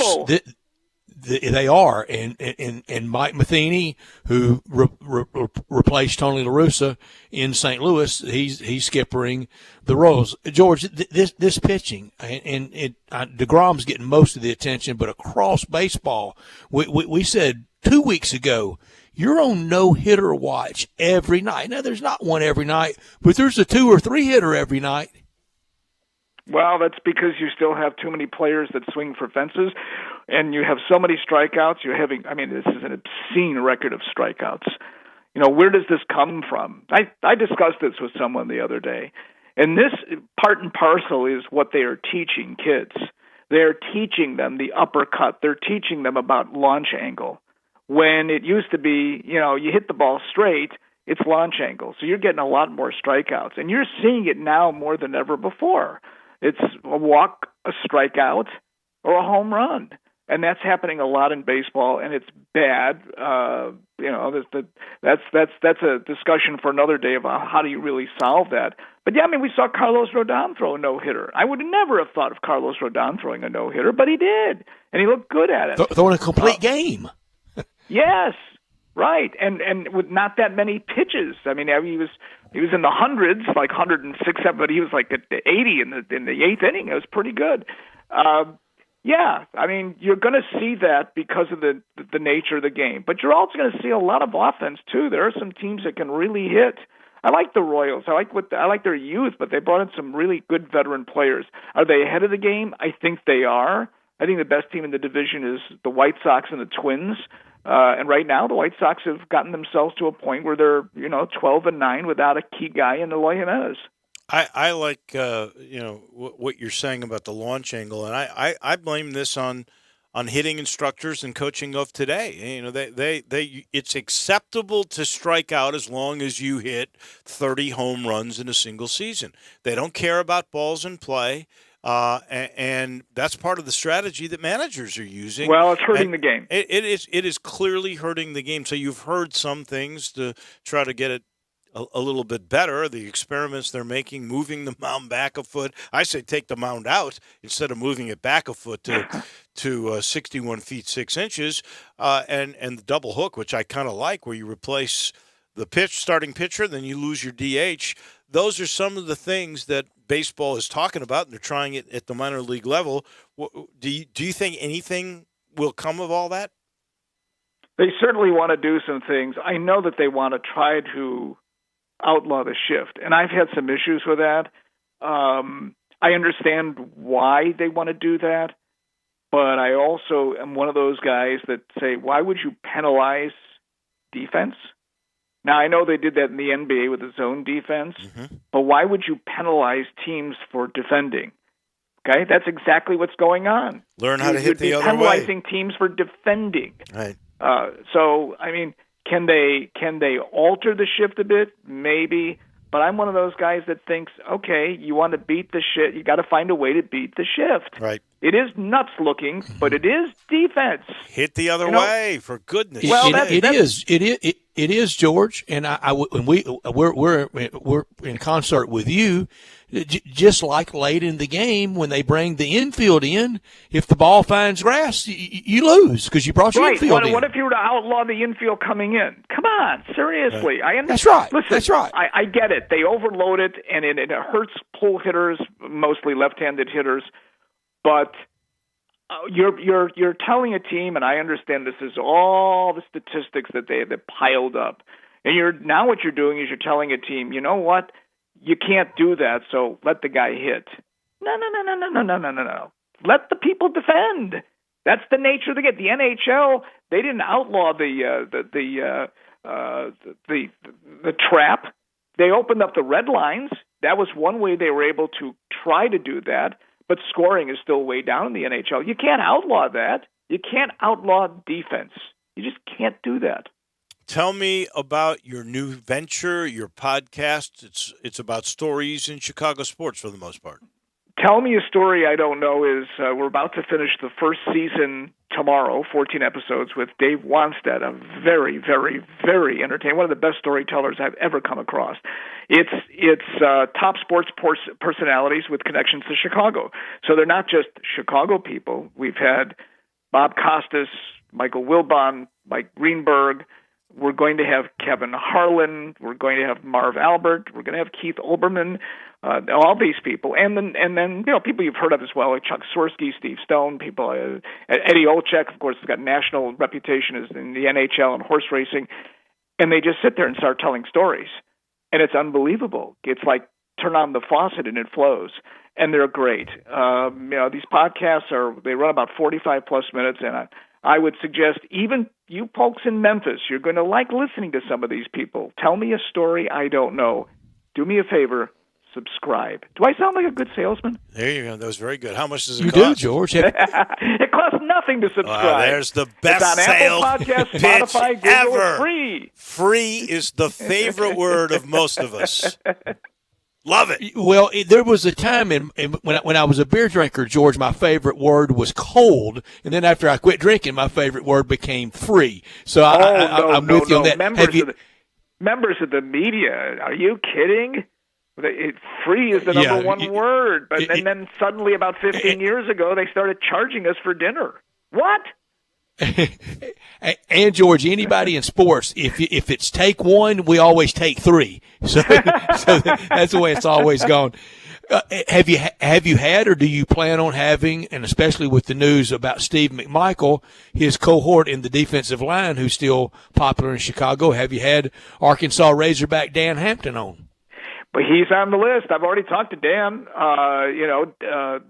These are Super Bowl bearers that have been part of Chicago's media, him and Tom Thayer. Yeah, I've talked to Dan, and hopefully we'll be doing this sometime in the future. But yes, absolutely. And Dan's a talker. Dan can weave a story. This is part Sure of can. why this is so good is that they can tell great stories. And we're not just talking about stories of the city of Chicago. Yes, some of these people were here, like Mike Greenberg, like Michael Wilbon, who grew up in Chicago. But it's about their history. It's about what they're doing today, and that's how they got to where they are. And it's amazing when you start to ask these questions how much everybody loves to talk about themselves. And it's interesting. That's the best part. And we weave Get Dan to sound tell you in about there. playing for Lou Holtz in Pardon me? college. Oh, Lou Get Dan Holtz to tell was you like about playing for Lou Holtz in college. Oh yeah, well, and I can tell you that Lou Holtz is one of the kings of storytelling. I mean, this is what these people are great at. How do you get these people at speaker bureaus? Because they are so good at storytelling. Well, that's what Tell Me a Story I Don't Know is all about. So, I mean, I already have a second season that begins May 18th, and I've already done the 14 interviews for them already. These are way in advance because they're evergreen. So I'm trying to be ahead of the game. Sounds like just a fun 45 minutes with each one of It those. is. The Steve McMichael story, correct me if I'm wrong, but he was a big part of that 30 for 30 on the 85 Bears. Oh, yeah. He was a WWE wrestler for a little bit, so yes, he was. He's a really articulate guy. And this story, well, ALS is just so sad. Yes. And it's pretty sudden, right? It's just now coming out that he is suffering. No, but from he's this. had it diagnosed, I think, for 3 years. Oh, wow. Yeah, but it's just coming out now, and he's not in good shape. And that's, and I think, and Wallo, you and I know a very close friend of ours that eventually passed from it. But right. It's devastating. It was very big news here. Mongo was, if you want to talk about a personality bigger than life, that's exactly what he is. A lot of people think when they heard him speak and some of the antics that he was some dumb hick. Oh, no. This is a guy, I think, who graduated near the top of his class. Very smart guy. And he just parlayed a personality and I think he leads, he's either led or was third in sacks of defensive tackles in the history of the game. And, he's part of arguably one of the greatest teams in the history of the NFL is the 85 Bears, and a great defense. And he's probably a guy who really belongs in the Hall of Fame. He's not there. So it's really sad when suddenly you see that story and then you see the videos of him and you just think to yourself, it's awful. It's an awful, awful, awful disease. Oh, that 30 for 30. It sure is. When Mike Singletary goes to visit Buddy Ryan at his little horse farm, I mean, that thing will almost make you cry. And we got to know Mike Singletary a little bit here. He was the coach of the very short-lived Alliance of American Football, which still, by the way, Drew Barrett was a producer for the team here, the Memphis Express. Got stiffed by the league, so it's a very they still owe me some money. hard thing for my man over here to listen to. But Singletary was a lot more articulate in that 30 for 30 when he was as a coach here. But I am telling you, the closeness of that team and the way Ditka sounded in that, where he would have to go to Buddy Ryan and say, "You're killing my offense. Please take it easy on him." You don't see that very often. No, they said, I think I paraphrase this, the games were easier because of the practices. That's how it was for the Bears defense. The games were easier because of how hard they practiced. But you know what? As we get close to the draft, Bears fans don't care about that. The Super Bowl was like another lifetime ago. They're not a very good team now. It's really bad, and who knows what they're going to be doing in this draft. So you can only live off something for so long, and that's long 36 years ago. My goodness. I don't know what the McCaskies are doing. The quarterback situation is incredible. I mean, it's dreadful, and yet they can't. Really? What was that now? Dalton? That's their answer? Well, listen, they made that move. They've made a lot of mistakes at quarterback. They really have.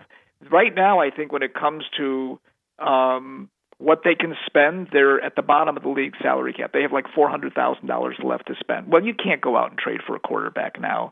I just don't know how they're going to be able to do that. Now they're picking 20th, and all the quarterbacks are going to go soon. What are you going to trade? You going to trade Khalil Mack for him? That's the guy you brought in here to make sure your defense was good enough so you could try to win games. It is. It's not a really well-run organization and hasn't been for quite some time. Does it all go back to the Mahomes deal? That's part of it, yes. Listen, if you screw up the quarterback, you're in trouble for years and years and years, and the Bears are in trouble for years and years and years. Okay, they pick a quarterback when they've got a burgeoning defense and a really good defense. They pick the wrong guy. You pick the wrong guy, you're in football hell for a long, long time, and that's exactly where the Bears are going to be because they have an aging defense now, and they don't have a good enough quarterback. They don't even have a good enough receivers. I'm not sure where Anthony Miller is going to fit in this team right now. He may not be here for all I know. So they're and they need wide receivers. I can tell you for a fact Anthony Miller does not think he will be in Chicago. He thinks they've been unreasonable with him. Is that fair?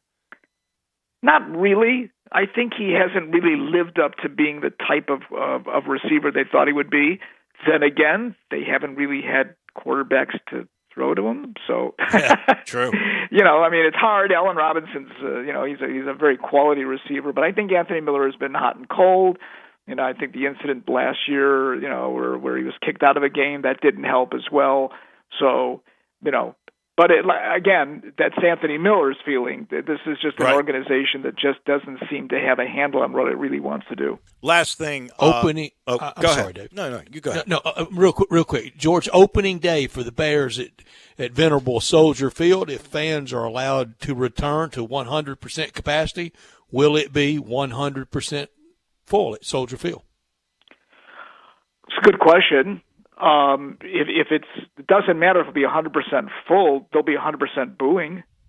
Yeah. That I can assure you. They might be booing. So they're ready for a pound of flesh.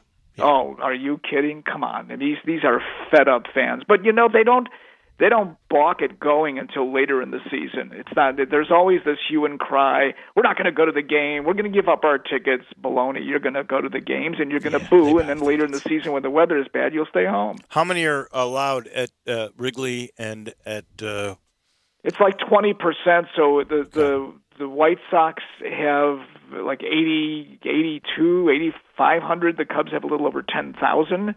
So that's like 23%, something like that. And each team has pretty much drawn that as we've gone along. What's the percentage of vaccinated in Chicago? Good question. Vaccinations here have been pretty good. I don't know the percentage here, but they've been relatively good in the city. But again, I think there's 5 Blackhawks home games left. Of course, they're not going to make the playoffs. They just put out tickets for that, so they may allow some fans to come. Why you'd want to go see a team that's not going to make the playoffs is another matter, but I think they're starting to open up these indoor facilities for a few fans. Well, it would think, if I were on a county health department, I would tie it to vaccination rate, but that is just me. Last question. Why are the Cubs so darn cheap? They weren't that way for a while. They just got this entire entertainment district around Wrigley Field done, and I think they got a lot of freebies out of that thing. Why have the Ricketts suddenly become alligator arm? Well, that entertainment business was completely shut down because of the pandemic. The Cubs lost a lot more money than one would think. They lost, the Ricketts lost a lot of money in the neighborhood. Tons. Nothing was open. Yeah. They redid the neighborhood, and for a long time, and still now, nothing is really open very much. But the franchise is still worth $3.2 billion. And they got to the point now where they have all these guys going to be free agents. Baez, Bryant, Rizzo, all free agents. And they're not going to keep, they may not keep any of them. Who would be the one guy that you think most epitomizes the Cubs and should be kept at Anthony any cost? Rizzo. That's what I agree. 100%. But he is the guy that's most sought after right now. Yeah. And yes, I mean he's not only the face of the franchise, he's the heart and soul of the franchise. He is a bleeding Chicago Cub, and he's also an outstanding player. But I mean, Chris Bryant, who's having a very good season, I will make a prediction now. He'll wind up with the Philadelphia Phillies sometime this year. That's what I think.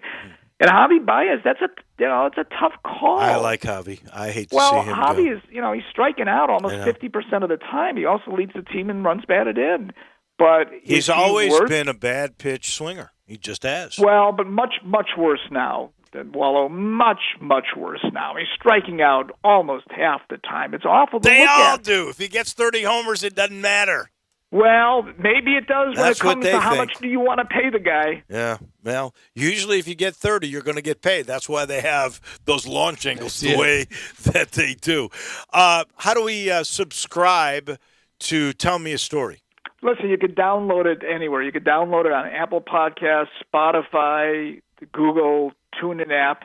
They have Apple Podcast is a subscribe. The other one may have a different language. It'll just tell you, and you just press the button, and you can get all of them. Then you can start listening back to the interviews with Greeny, with Wilbon, with Costas, the national people, if you want to hear it. Chuck Swirsky, who's very good. That's the easiest way to do it. And like I say, tomorrow Dave wants that. He does Fox Sports, and Dave is one of the great storytellers of all time, and a Bears coach for 6 years. Yeah. So listen, I think even people who are in Memphis might get a kick out of this, and certainly the national people, they'll get a kick out of it. Yeah, you have Musburger, didn't you get No, Brett? unfortunately, I've not been able to get him. That's been a tough. It's the one that I want the most because we grew up watching Brent Musburger, That's right. you and I. Yep. Reading him. This is way back in the mid '60s. And he's still at it at age 82. Oh yeah, he's doing that with Bruce Marshall, who has been a regular on this show for 20-something years. He's doing a show with him in Vegas. Did you say you could get this in different languages? No. Oh. No. Because I've always thought you spoke in a different language, but I do. That is just me. Yes, I try to do English in this one. Sometimes it doesn't come through. I'm just wanted to be sure. Thank you, George. We appreciate it. Sounds guys. great, Thank you. George. Thank you. That is George Hoffman. Go get that podcast. I promise you, you will love it.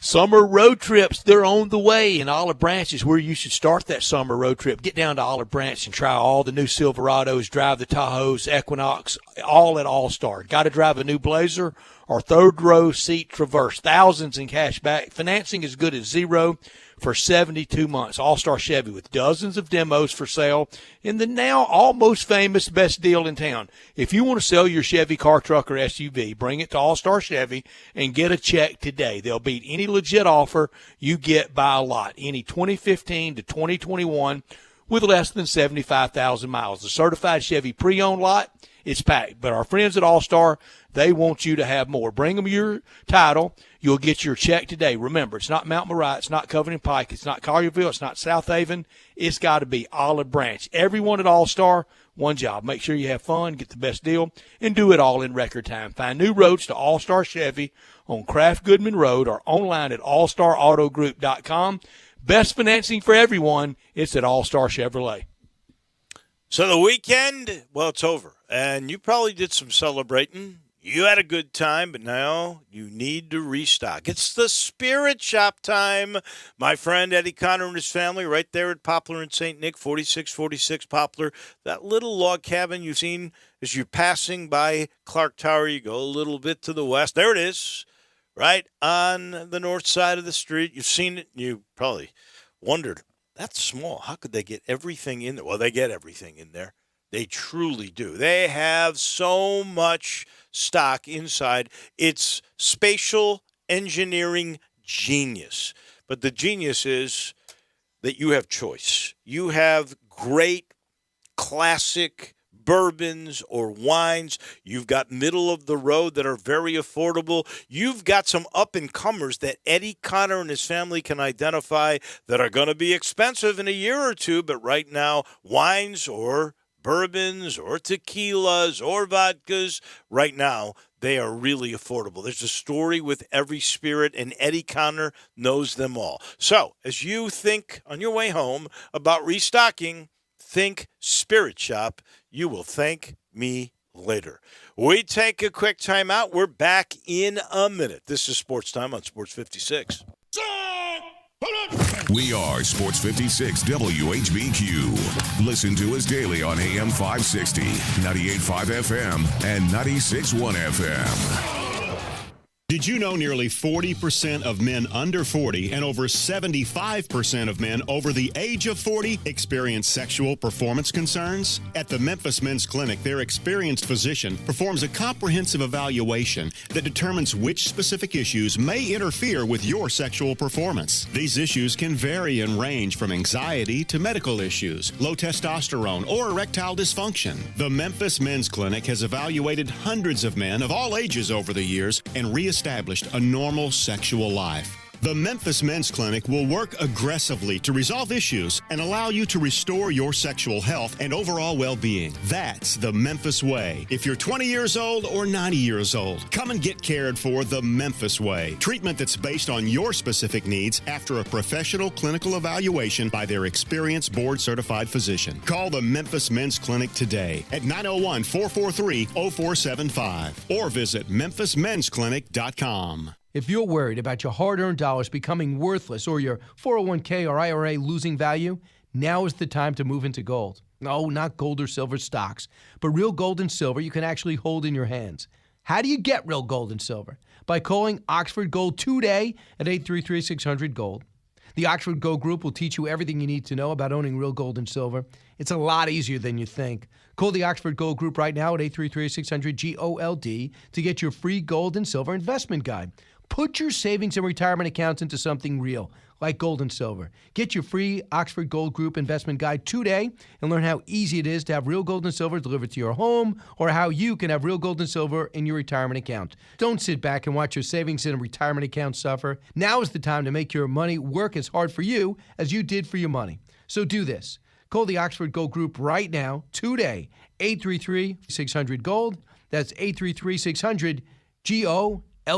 Hi, I'm Tito Beveridge, founder and master distiller at Tito's Handmade Vodka. In 1997, I started the first micro distillery in the state of Texas with my dog, Dog Joe, at my side. We're still working with dogs out at the distillery after all these years. Learn more about how dogs are a part of life here at Tito's Handmade Vodka at vodkafordogpeople.com. Tito's Handmade Vodka is made from corn and naturally gluten-free. Cheers. 80 proof Tito's Handmade Vodka, distilled and bottled in Austin, Texas. Tito'sVodka.com. I'm Gary York. I'm the service director at Lexus in Memphis. Our service department wants to be more than just a place where you get your oil changed. We do glass repair, windshield replacement, recalibration of your camera and sonar systems, even wheel repair, tire replacement, all the things you would expect from a luxury automotive dealer. Please check out our website. You can schedule your appointment, check out our specials, hours of operation, or if you'd like to do it in person, please reach out to one of our associates at 901-271-5199.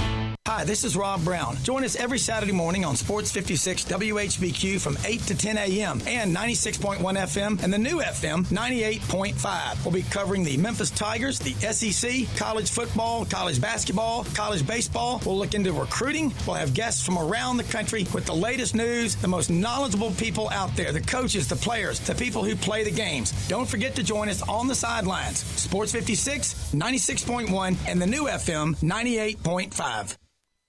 Welcome back to Sports Time on Sports 56 with Wallo and Stats. This hour of Sports Time is brought to you by DeSoto Auto Sales. Here once again are Dave Woloshin and Brett Norsworthy.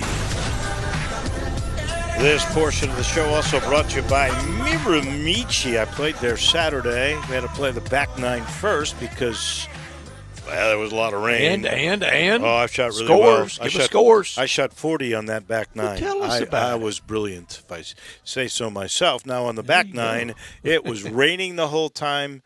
I think I ended up shooting 44, so I shot 84, which is, it's not terrible there, but the weather really affected me. Otherwise, I think the way I was striking the ball, that was going to be a sub-80 round. It was 74, yeah. Let's call it 74. Wow, I wasn't going to shoot Drew, what do you want to call it? 34. I wouldn't shoot under. I'll give him a 76.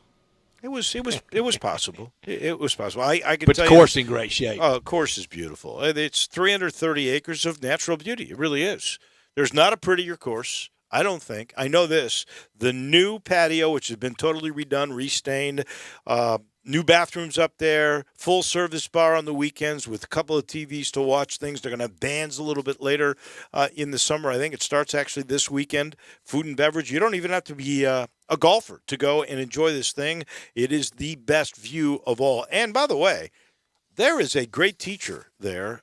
Matt Davies provides golf lessons for basic strategy, short game, putting, power, on-course instructions available, and I'll bet you he could teach our David Cobb how to hit out of a sand trap for sure. But Miramichi, open, better than ever before, new irrigation system. They always do something to make it better. They've done it again.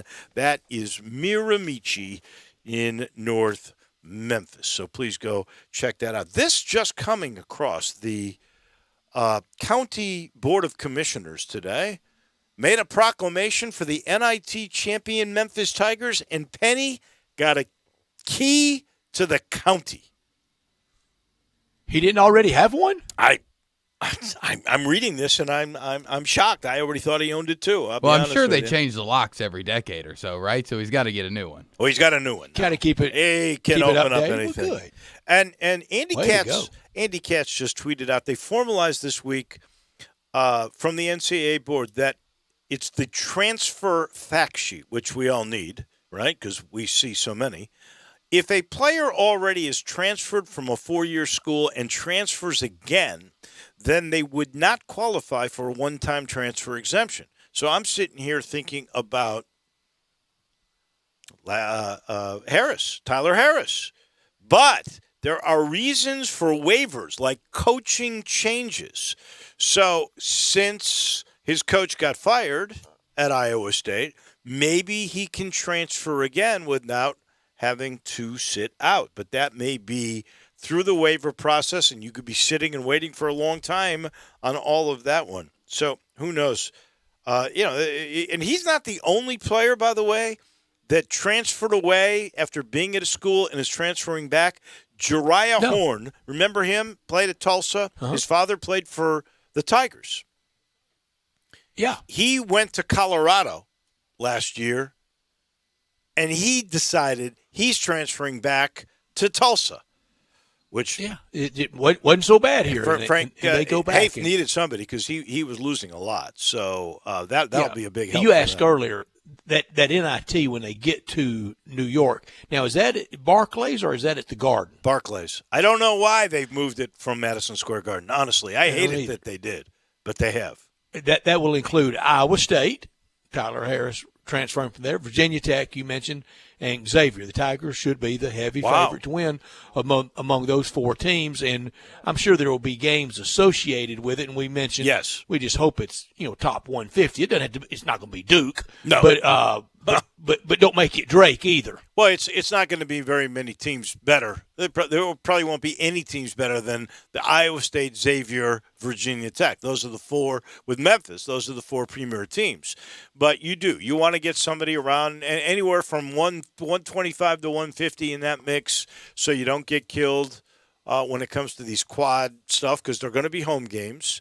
If they're quad 2, that is a good thing, and you get them at home, you should win then, and then you go to New York and you'll have 2 games, and hopefully, I don't know, if they're going to have Virginia Tech and Memphis as the top 2, and they would play Iowa State and Xavier. I don't know how that'll be worked out, but hey, so you could actually see Tyler Harris, if he got the waiver, he could literally play his old team. He sure could, and that would be an interesting dynamic. We're going to have a lot of that across college basketball, of teams running into each other. Talking about Rizzo and the Cubs with George Hoffman. Now, there's a lot of teams that he would help at trade deadline, but here's one with his presence, that veteran leadership, just that whole persona, that panache he brings, and it's a young team off to a good start with one of the most no-name rosters you'll ever see in the history of baseball. You throw that guy in with the Seattle Mariners, and he helps them. He gives them gravitas. He's the one guy of all the Cubs that I don't want to see go. He's and George said he's Cub. He bleeds Cub. Right, but he's like Dodger Blue. He bleeds Cub. But he's the guy that probably would bring the most value. Although Bryant's actually hitting the ball again at the moment. So here's the Mariners starting lineup tonight. Okay, stop me when y'all have heard of them, and I only one that before I threw this out at you. Right field, Mitch Haniger. DH, Ty France. Third base, Kyle Seager. There's the only one that I really know anything about. Center field, Kyle Lewis. First base, Evan White. Left field, Taylor Trammell. I know that. Dylan I don't know Moore. why, but I know Taylor Trammell. I know that name. Okay, I don't. That's two guys. Second base, two guys Dylan I know. Moore. Catching, Luis Torrens. Shortstop, J.P. Crawford. That's your Seattle Mariners, folks. Wow. That I could have changed some of those names and nobody would have known. I could have called Dylan Moore Dylan Trammell and nobody would have known. Evan White, I could have called him Kyle White. Yeah. I didn't, but I could have. Yeah. Wow. That is wild. Yeah, he would help them immediately.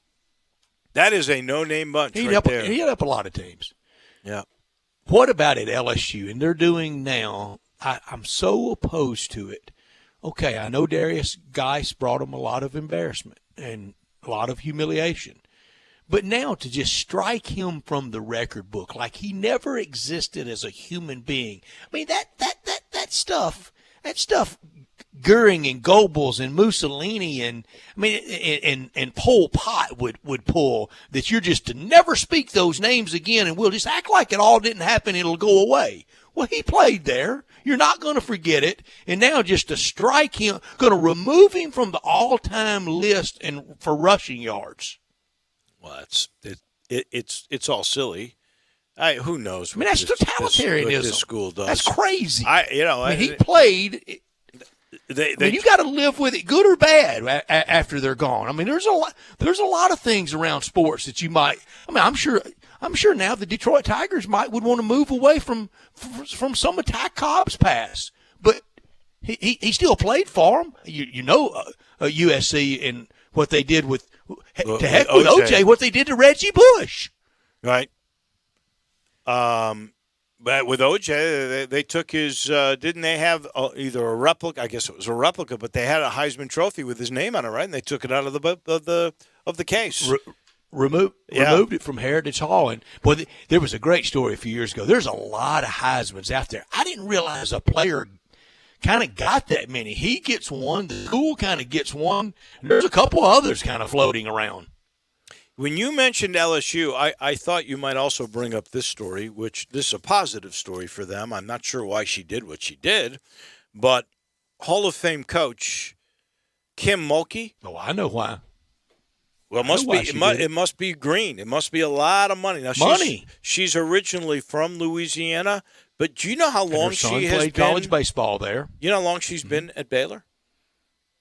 21 years. Listen to this. Before she took over the program, and she played at Louisiana Tech. They were number one in the country. Came to the El Marone Fieldhouse in the early '80s because I did this game on radio. That's how long ago it was. And they were number one in the country, and Mary Lou Johns' team beat Kim Mulkey's team. It was one of their great wins. And when they were number one. She was a great player. Native Louisiana. Right. So she's from Louisiana. She played at Louisiana Tech. She actually was an assistant coach for a lot of years, like double-digit years at Louisiana Tech. But she goes there to Baylor. They'd never been in the NCAA tournament until she got there. 21 years, she made the tournament 20 times, and she won 3 national titles. What are they paying her to go there? To LSU. SEC. Their coach, by the Big way, money. was leaving to become a general manager in the WNBA. So it wasn't like she's inheriting a terrible program. And no, it's a perfect opportunity for her. And her son, I think his name was Kramer. Well, he's an assistant. Robertson. Isn't he an assistant women's basketball coach now? No. This was the young man that played shortstop in the Cardinal system. Oh, okay. That played college baseball at LSU, and he had great defensive player. He just, like a lot of people, couldn't hit a curveball, and that sends them home. That separates the wheat from the chaff for a lot of people. And he was in Memphis a few years ago, really slick fielding infielder, but just couldn't hit at a big league level. And she was at AutoZone Park some. Oh, she was. I never knew that. Yeah. Which, by the way, a week from tomorrow, right? Opening night. Isn't it? It is. It's a week from tomorrow night. We need to go to that. May 4th, finally getting going. Dave, I don't know that I would say this to his face, but would you believe me? What if I told you, kind of that mantra, what if I told you in college Dan Hampton was not the best defensive lineman in that defensive line at Arkansas? Well, you're going to tell me somebody else who played in the NFL was on that line. I don't think he did. He may have played as a replacement player a few games, but he was undersized.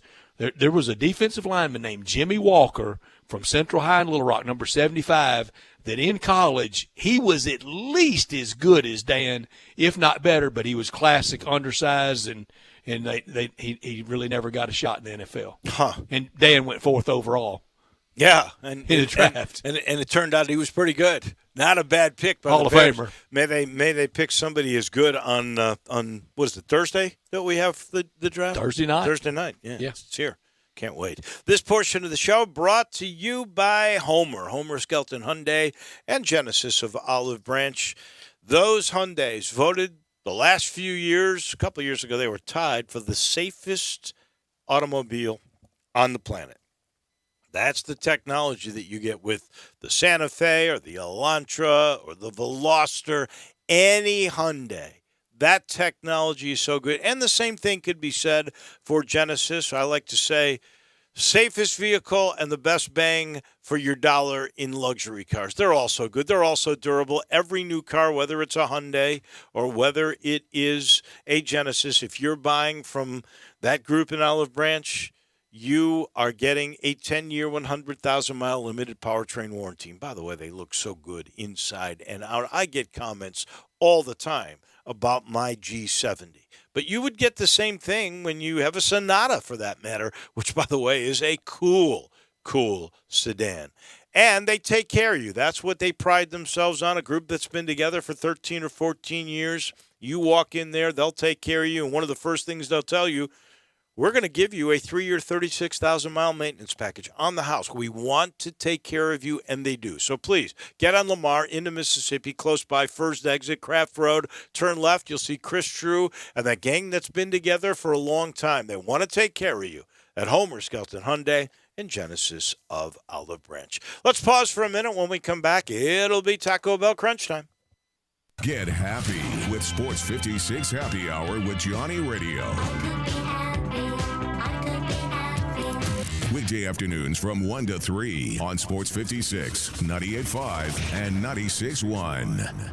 I'm Kelly Erb. Sheldon Rosengarten and I are both with Mark Spensdorf Realtors, and our clients often ask us how we are finding the real estate market right now. Kelly, we've been in a great market environment for quite a while. If someone hadn't sold their home by now with a low inventory and high activity level, there have to be issues that need to be addressed. Correct. Usually before we go on the market, we advise people on preparation, presentation, and proper pricing. With that and our highly successful strategic marketing program with the Shellbucks option, our clients' odds of selling their home are increased quicker and at a better price. Yes, that is why we also suggest that people talk to 2 to 3 real estate brokers and make sure and call us. It can mean the difference in whether they sit on the market or sell. That's why people often say, when you want the job done, call Sheldon. That's right. You can reach Sheldon Rosengarten or me at 682-1868 or memphisrelocate.com. Do it now, 682-1868 or memphisrelocate.com.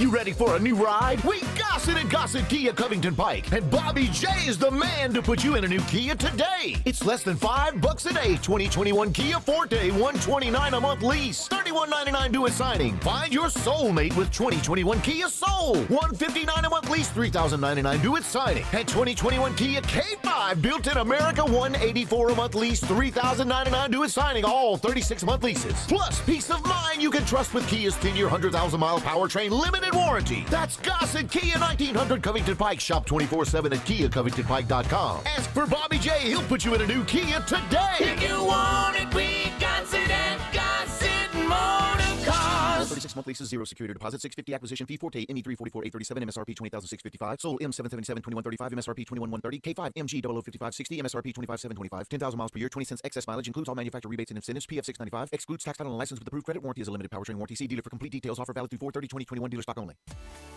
At Jason's Deli, when you're dining in or picking up curbside, you can expect wholesome food and no surprises, just delicious sandwiches, crisp salads, and quick quality meals made with the freshest ingredients and no artificial trans fats, MSG, high fructose corn syrup, or artificial colors and dyes. Around here, a lot of thought goes into what we put into our food and what we take out of it, because you're not just taking a bite, you're getting a taste of who we are. New items are constantly being created to expand our menu for all tastes and special diets, with vegan and gluten-free options available. Convenience and on-time delivery you can count on. It's just a click away at jasonsdeli.com, so whether you need to feed 5 people or 5,000, the team at Jason's Deli, they have the credentials and the commitment to keep you satisfied. Freshness is nearby at Jason's Deli, with locations at Ridgeway in the Park Place Center, Poplar and Highland, Germantown Road in Cordova, and on Goodman Road in Olive Branch. Jason's Deli. It's wholesome food and no surprises.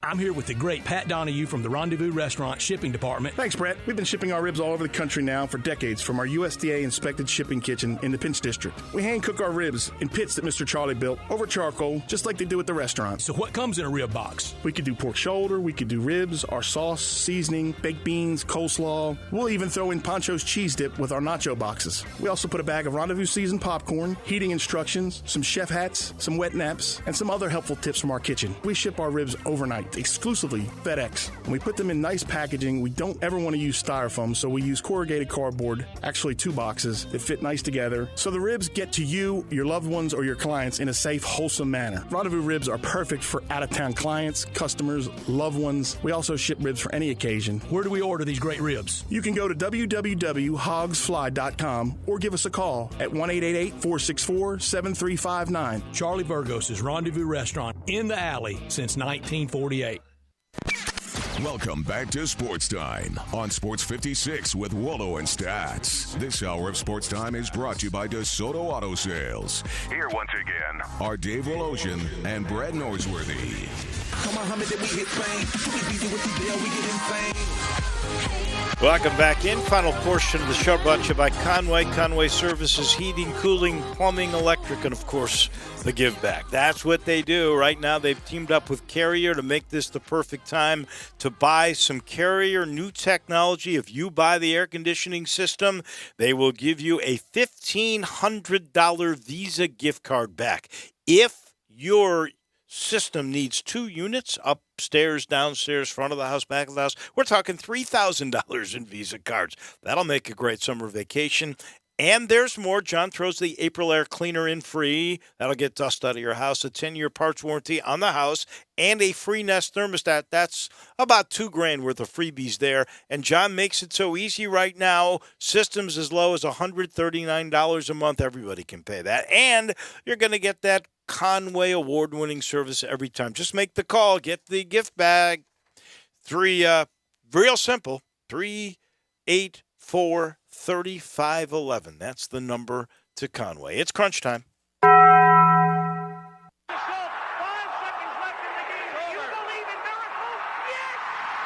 crazy, folks! Go crazy! This is for all the biggest crunch time. You are looking live. In your life have you seen anything like that? Goodbye! Hello, Haskell. Boop! Get you! What's happening, big dog? How you doing? It's obviously crunch time. Hammer, nail, coffin, this baby is over. On 1, on 2, on 3. Time for Taco Bell Crunch Time. Taco Bell, home of the crispy tortilla chips, topped with a double portion of either seasoned beef or shredded chicken, plus refried beans, nacho cheese sauce, reduced fat sour cream, guacamole, and a 3-cheese blend.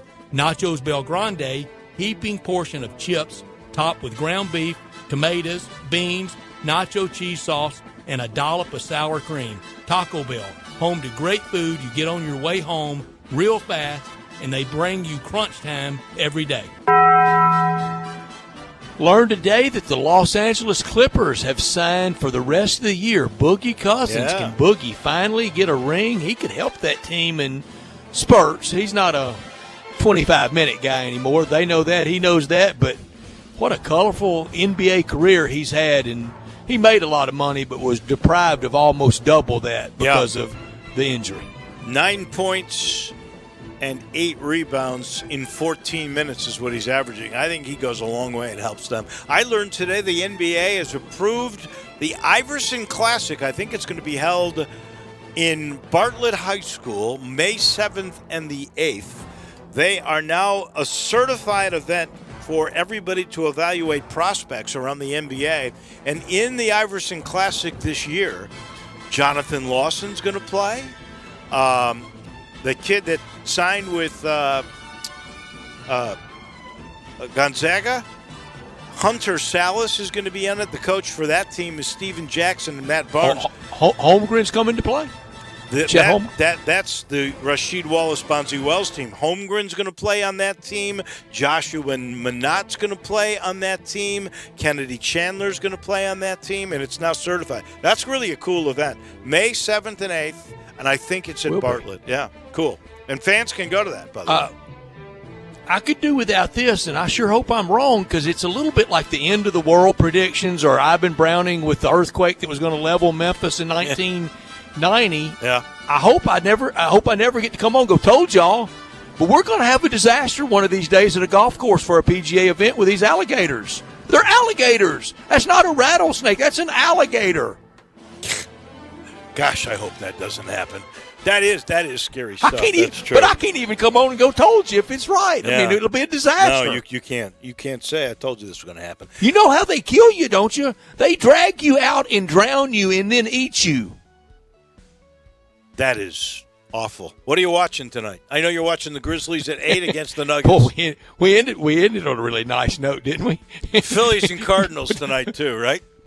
Yeah, Grizzlies a mile high again. No more Denver unless it's in the Western Conference Finals after tonight. Yeah.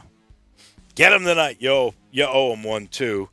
And, hey, we know Will Barton's not going to play. We definitely want to thank Ted Butler. Always enjoy chatting with him. David Cobb out in Tucson learning how to hit a sand trap shot. Keith Kessinger on college baseball and his dad, Don. That was fun. And then my friend in Chicago, George Offman. That was terrific. Usual suspects we will do this again with tomorrow. Have a great night, everybody.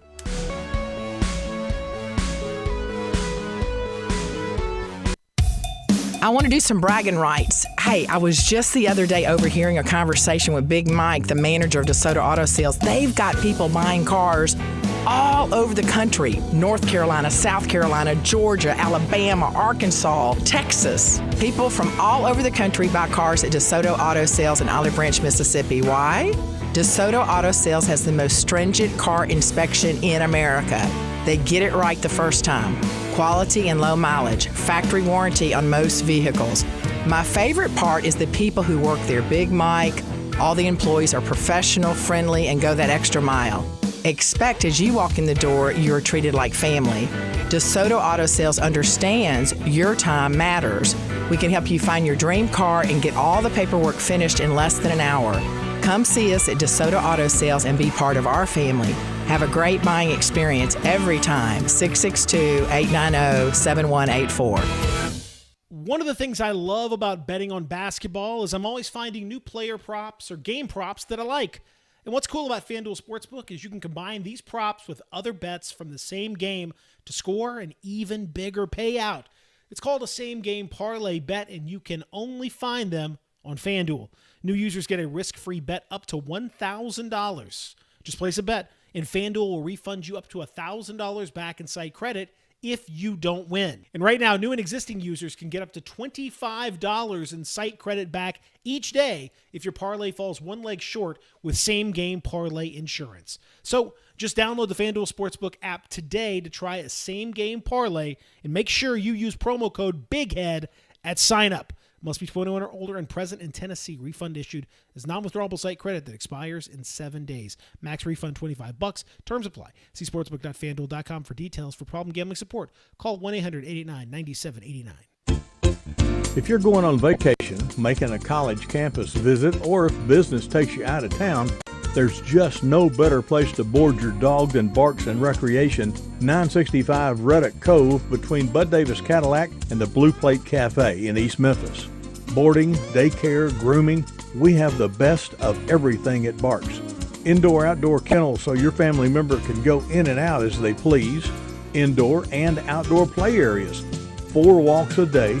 Group play and individual attention from the best staff in the Mid-South, which includes an overnight staff to ensure the safety and comfort of your pet 24 hours a day. All reasons to choose Barks and Recreation above all other boarding and daycare facilities. BarksDaycare.com